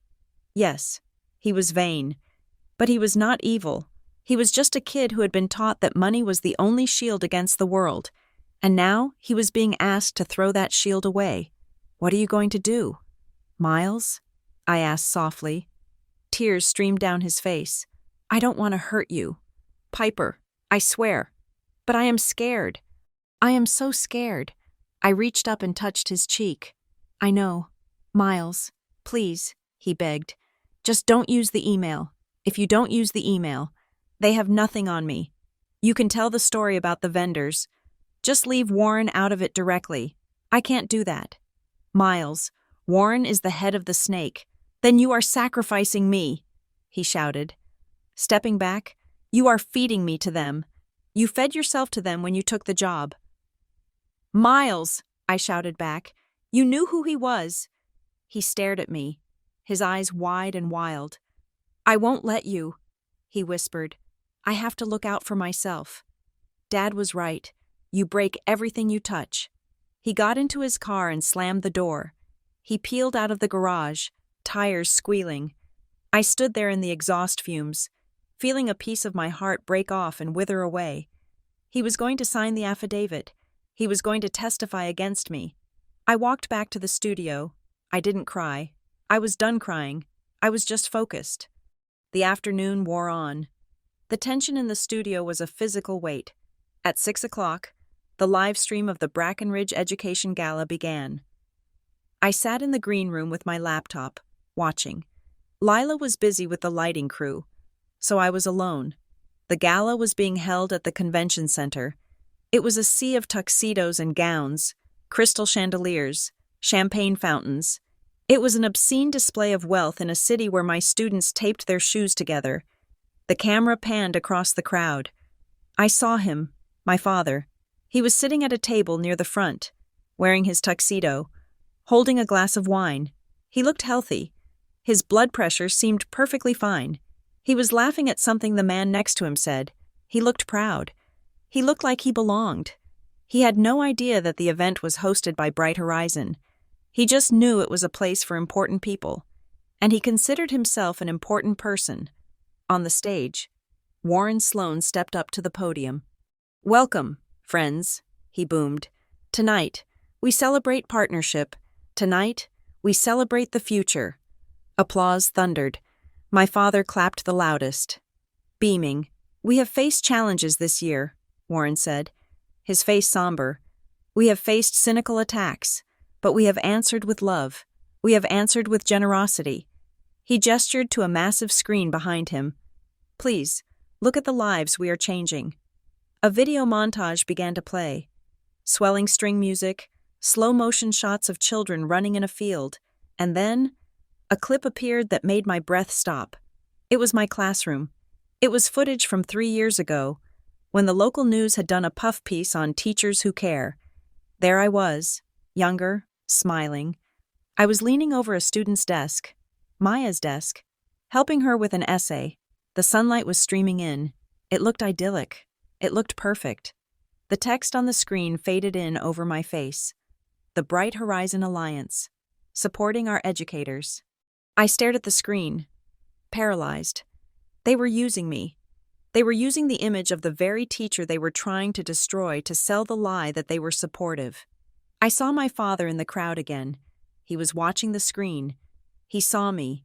He pointed to the screen, turning to the man next to him. I could read his lips. "That's my daughter." He was bragging. He was claiming me. In that moment, because I was on a big screen at a fancy party. I was valuable to him. He didn't care about the context. He didn't care that the people running the video were the same ones threatening to sue me. He just saw the status. The hypocrisy hit me like a physical blow. It was so absolute, so complete. He would disown me in private and claim me in public, as long as it served his ego. I closed the laptop. I felt a cold calm settle over me. It was a dangerous calm. It was the calm of a person who realizes that the rules of the game are rigged, so the only way to win is to flip the table. They wanted to use my face? Fine, I would give them my face, but I would not let them narrate my life anymore. I would not be the silent image in their montage. I would be the voice that shattered the glass. Lila burst into the green room. "We are on in 10, she said. She looked at me. "You okay? You look pale." I saw the gala. I said, "I saw my father. And I am ready." Lila nodded.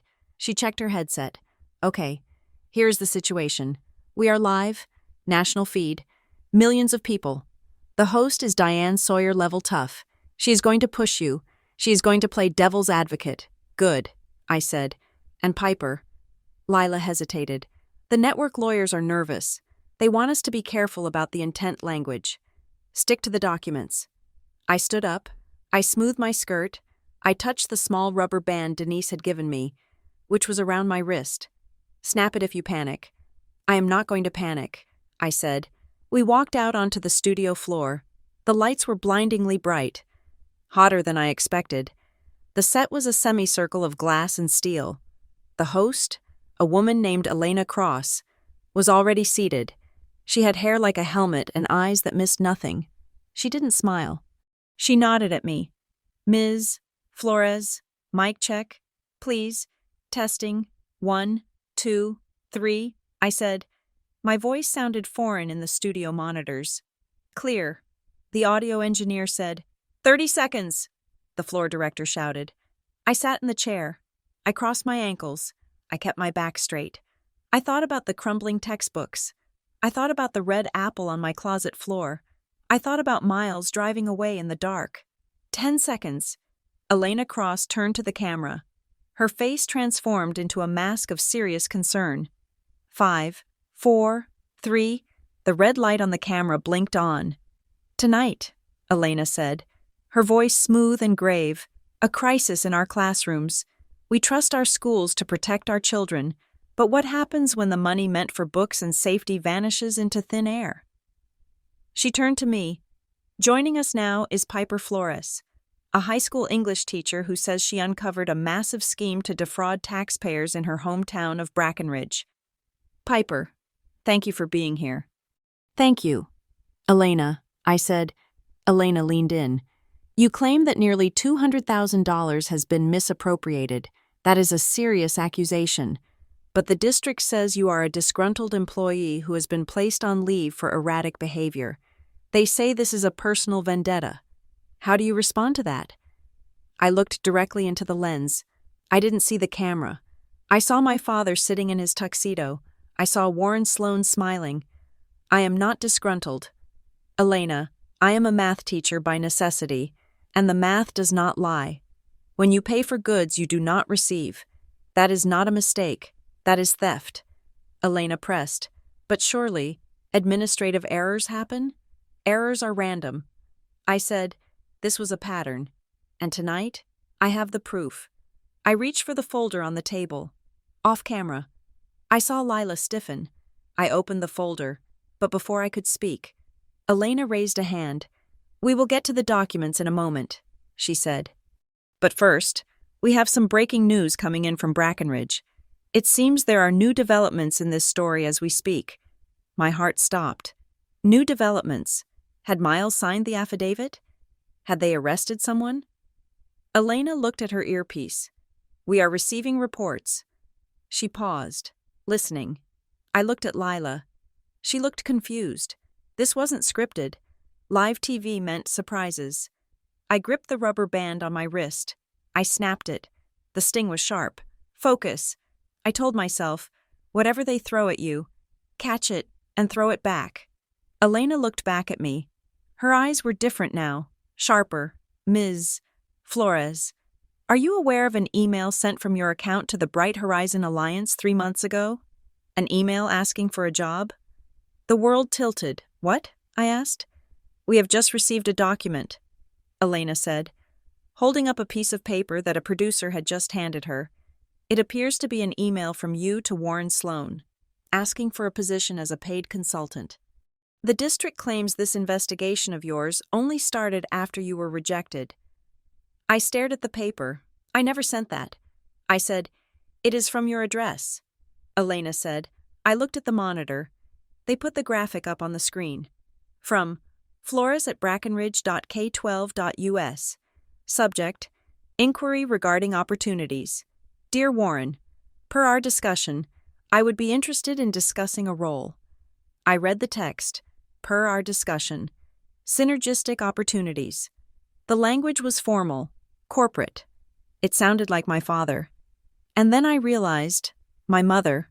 Weeks ago, my mother had insisted on helping me organize my apartment. She had been on my laptop. She had asked for my password to check something on Amazon. They hadn't hacked me. My family had planted it. The betrayal was so total, so absolute, that for a second, I couldn't breathe. My father had written an email to frame his own daughter as a blackmailer to protect his social standing. "Ms. Flores?" Elena asked. I looked at the camera. I felt the heat of the lights. I felt the eyes of millions of people. I could deny it. I could say it was fake, but it would be my word against the timestamp. Or I could use it.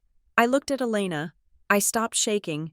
"That email is a forgery," I said, my voice cutting through the studio air like a knife. "It is a forgery created by someone who knows my password, and I can prove it." Elena raised an eyebrow. "How?" "Because," I said, leaning forward, "look at the date. August 12th. Yes? On August 12th. I was on a camping trip in the state park. There is no Wi-Fi. There is no cellular service. I have the campground receipts. I have the photos. I was not online." I turned to the camera. "But you know who was in town? You know who has access to my accounts? The people who are trying to silence me." I saw Lila pump her fist in the shadows. "So," I continued, my voice rising, "if the district is producing emails from dates when I was off the grid, then the question isn't, did I ask for a job? The question is, who is desperate enough to fake a paper trail to stop you from seeing this?" I held up the spreadsheet I had brought. "Let's talk about the real numbers." Elena, the red light on the camera seemed to pulse. The studio was silent. I had flipped the table. Now, I just had to survive the crash. The studio air was frigid, a sharp contrast to the burning heat of the overhead grid. I sat in the high-backed chair, the leather cool against my arms, while a makeup artist dusted a final layer of powder over my forehead. 30 seconds, the floor director announced, his voice booming through the cavernous room. I looked down at my wrist. The small beige rubber band Denise had given me was there, tight against my skin. "Snap it," she had said. "When the room spins, when you feel like you are floating away, snap it. Pain is grounding." I pulled it back and let it go. A sharp sting. I took a breath. I was not floating. I was here. I was Piper Flores, and I was about to set fire to my own life. The host, Elena Cross, sat across from me. She was shuffling papers, her face a mask of professional neutrality. But I saw the way her eyes darted to the teleprompter, the way her jaw tightened. She knew this was going to be blood sport. 10 seconds. I looked into the black lens of camera 2. I imagined Maya watching from her motel room. I imagined Denise watching from her kitchen. I imagined my father watching from his leather recliner, scotch in hand, waiting for me to fail. In 5, 4, 3, the red tally light bloomed. "Good evening," Elena said, her voice smooth and grave. "Tonight, a special report on the crumbling foundation of our public schools. We trust the system to educate our children. But in one American city, a teacher says the system is not just failing, it is stealing." She turned to me. "Piper Flores is a high school English teacher in Brackenridge. She claims to have uncovered a ring of fraud, phantom vendors, and kickbacks that reaches the highest levels of the school board." "Piper, welcome. Thank you." "Elena," I said. My voice was steady. It didn't sound like the voice of the woman who had cried in her car. It sounded like the voice of someone who had nothing left to lose. The segment started strong, better than I could have hoped. Lila had done her work. On the monitors behind us, the B-roll played. The camera panned over the peeling paint in my classroom, the bucket catching roof leaks in the hallway, the receipt for the books I had bought with my own money. Then, the graphics appeared, the spreadsheet I had found, the list of payments to Apex Educational Solutions, the photo of the empty storefront with the for lease sign in the window. Elena asked the hard questions, playing the devil's advocate as she had promised. "The district claims these are simply administrative delays," Elena said. "They say the equipment is coming." I looked at her. "The invoices are dated 18 months ago." "Elena," I said clearly, "in the private sector, if you pay for a car and don't receive it for 18 months, you call the police. In Brackenridge, we call it a budget realignment. These are not delays. This is theft, and the victims are students who are trying to learn calculus without calculators." I named the nonprofit, the Bright Horizon Education Alliance. I explained the loop, how public money went to the fake vendor, then to the consulting firm, then back to the nonprofit to buy positive PR. I didn't exaggerate. I didn't use adjectives like evil or corrupt.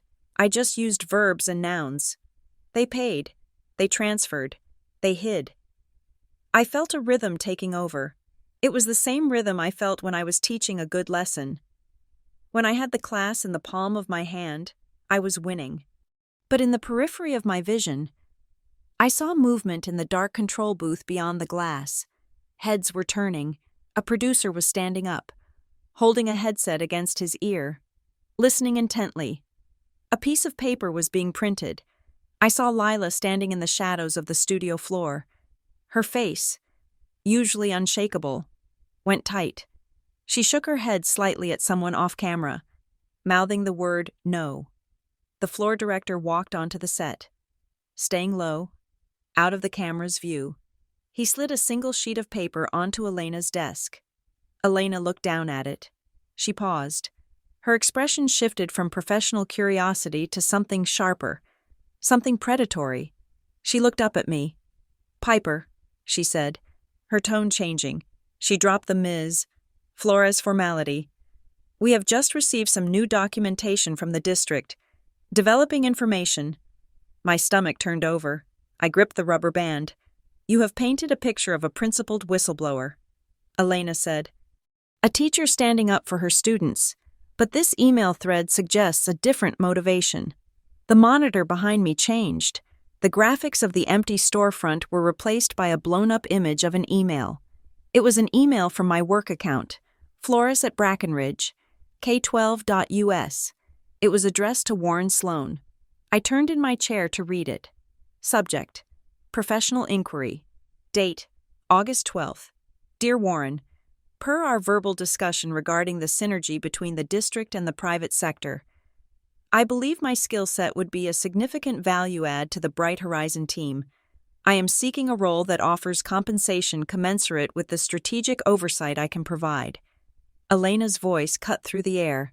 This email, dated 3 months ago, shows you asking Warren Sloan for a paid consulting job with the very nonprofit you are now attacking.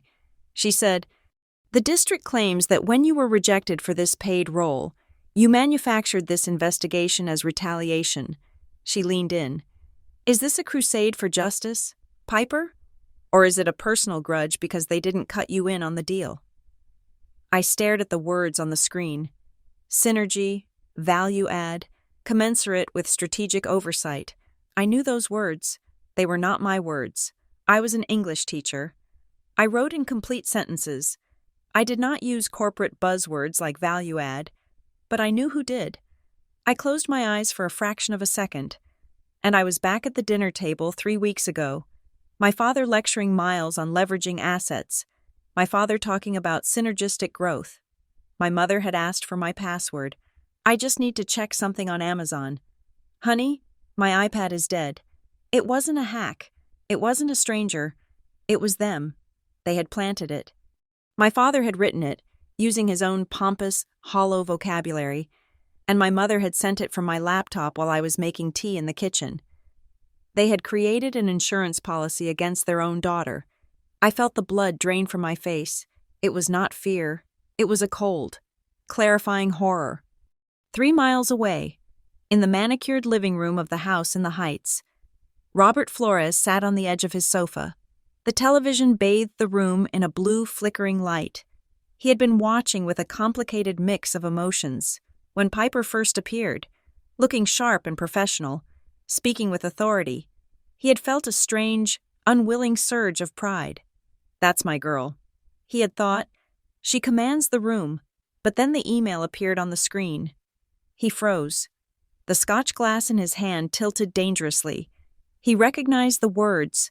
Of course he did. He had dictated them to Elena, his wife, while she typed them on Piper's battered laptop. He had done it to protect Miles, to protect the family name. It was supposed to be a deterrent, a threat to keep Piper in line. "If you talk, we will show them this." He never thought it would be on national television. He watched Piper's face on the screen. He saw the realization hit her. He saw the way she looked at the camera, and for a terrifying second, he felt like she was looking right through the glass, right into his soul. "She knows," he whispered. Elena, his wife, sat next to him, her hand over her mouth. "Oh my God. Robert," she said, "they are calling her a liar. They are destroying her. We had to," he muttered, though he didn't sound convinced anymore. "She wouldn't stop. But look at her." Elena said, "She isn't stopping now." Back in the studio, the silence stretched. It had only been 3 seconds, but it felt like an hour. "Ms. Flores?" Elena cross-pressed. "Did you ask for a payoff?" I looked at the camera. I snapped the rubber band. "Snap. I did not write that email. I said," Elena raised an eyebrow, "it came from your account. It has your signature." I looked at the text on the screen again. "Elena," I said, my voice calm, almost conversational. "I teach AP English. If I were writing a cover letter, I would never use the phrase value add. It is grammatically lazy." A ripple of laughter from the crew in the dark. Elena didn't smile. "That is hardly a defense." "Piper, no," I said, "but this is—" I reached for my phone, which was sitting face down on the table. It vibrated against my fingertips. I shouldn't have looked at it. It was against the rules. But I turned it over. A text from Miles. "I found the real email header. It's not you. I'm sending it to the network. Warren's assistant is banging on my door." "I don't care." My heart hammered. Miles, my coward brother. He had done it. He was in the lion's den, and he had thrown me the key. I looked up at Elena. "That email is a forgery," I said, "and it is a clumsy one." Elena scoffed. "The district has provided metadata. The district provided a screenshot." I said, "Anyone can fake a screenshot, but every email leaves a fingerprint, a header, an IP address." I leaned forward. "I am willing to submit my laptop and my phone to an independent forensic audit right now. Tonight, but I have a question for the district." I looked directly into the lens. If that email is real, why does the timestamp correspond to a date when I was camping in a state park with no internet access? And more importantly, I paused. I let the silence hang. Why does the writing style match the business correspondence of a man who has a vested interest in protecting Warren Sloan? A man who had physical access to my computer? I didn't say his name. I didn't say my father, but the implication hung in the air like smoke. Elena opened her mouth to speak, but her earpiece buzzed. She touched her ear. Her eyes widened. "We have to take a break," she said, stumbling over her words for the first time. "We will be right back." The lights dimmed. The commercial tally light came on. Chaos erupted. Lila sprinted onto the set. She didn't look scared anymore. She looked exhilaratingly furious. "You are a genius," she whispered, crouching next to my chair. "Did you get it?" I asked. "The network just got a file from an anonymous source." She said, "It is the server log. The email was sent from your laptop." "Yes, but the IP address?" "It traces back to a residential address in the Heights. My parents' house." Lila nodded. "And there is more." "The timestamp?" "It was edited in the version they gave the network. The real log shows it was drafted and sent 3 weeks after you supposedly asked for the job. They backdated it. They framed me."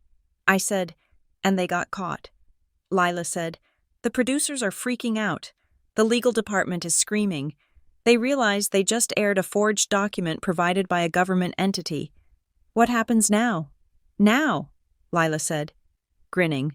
"We finish them." The floor director counted down. 3, 2, 1. The lights blazed back up.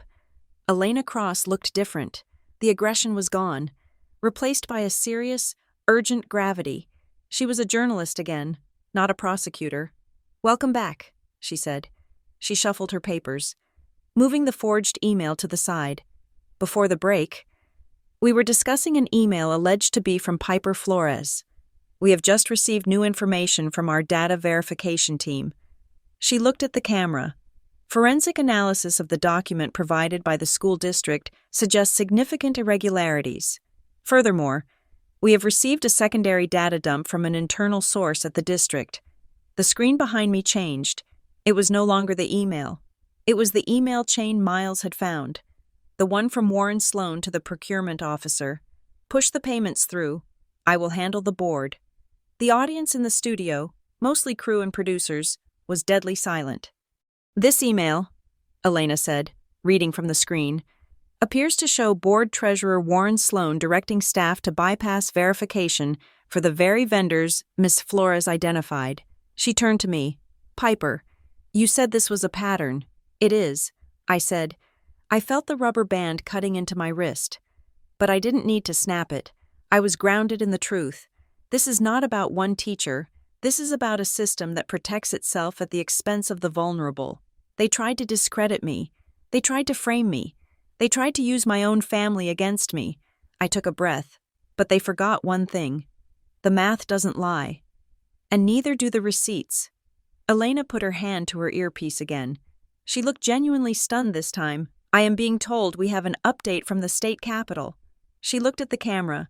During this broadcast, the State Office of Educational Oversight has issued an immediate notice of action against the Brackenridge School District. State auditors are reportedly en route to the administration building to secure all physical and digital records. The governor's office has just released a statement calling the allegations credible and disturbing. I sat back in my chair. It was over. The dam had broken. The water was rushing in. In the house in the Heights, Robert Flores stood up. He didn't know why he stood up. He just felt an overpowering need to move, to run, to do something. The TV screen showed the seal of the State Oversight Office. Immediate action. Secure all records. Robert looked at his phone. It was buzzing. A text from Warren Sloan. What did she do? Then another text. From a business partner. Bob. Did you see the news? Are we exposed on the bond issue? Then another. And another. Robert looked at his wife. Elena was weeping silently, her face buried in her hands. He looked back at the screen. Piper was still there. She looked calm. She looked strong. She looked like a stranger. He had spent 30 years building a fortress of reputation. He had manicured the lawn. He had joined the right clubs. He had bought the right cars.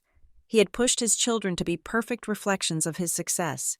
And in 1 hour, his daughter had taken a sledgehammer to the foundation. He walked to the window. He pulled back the curtain. Outside, a news van was already pulling up to the curb.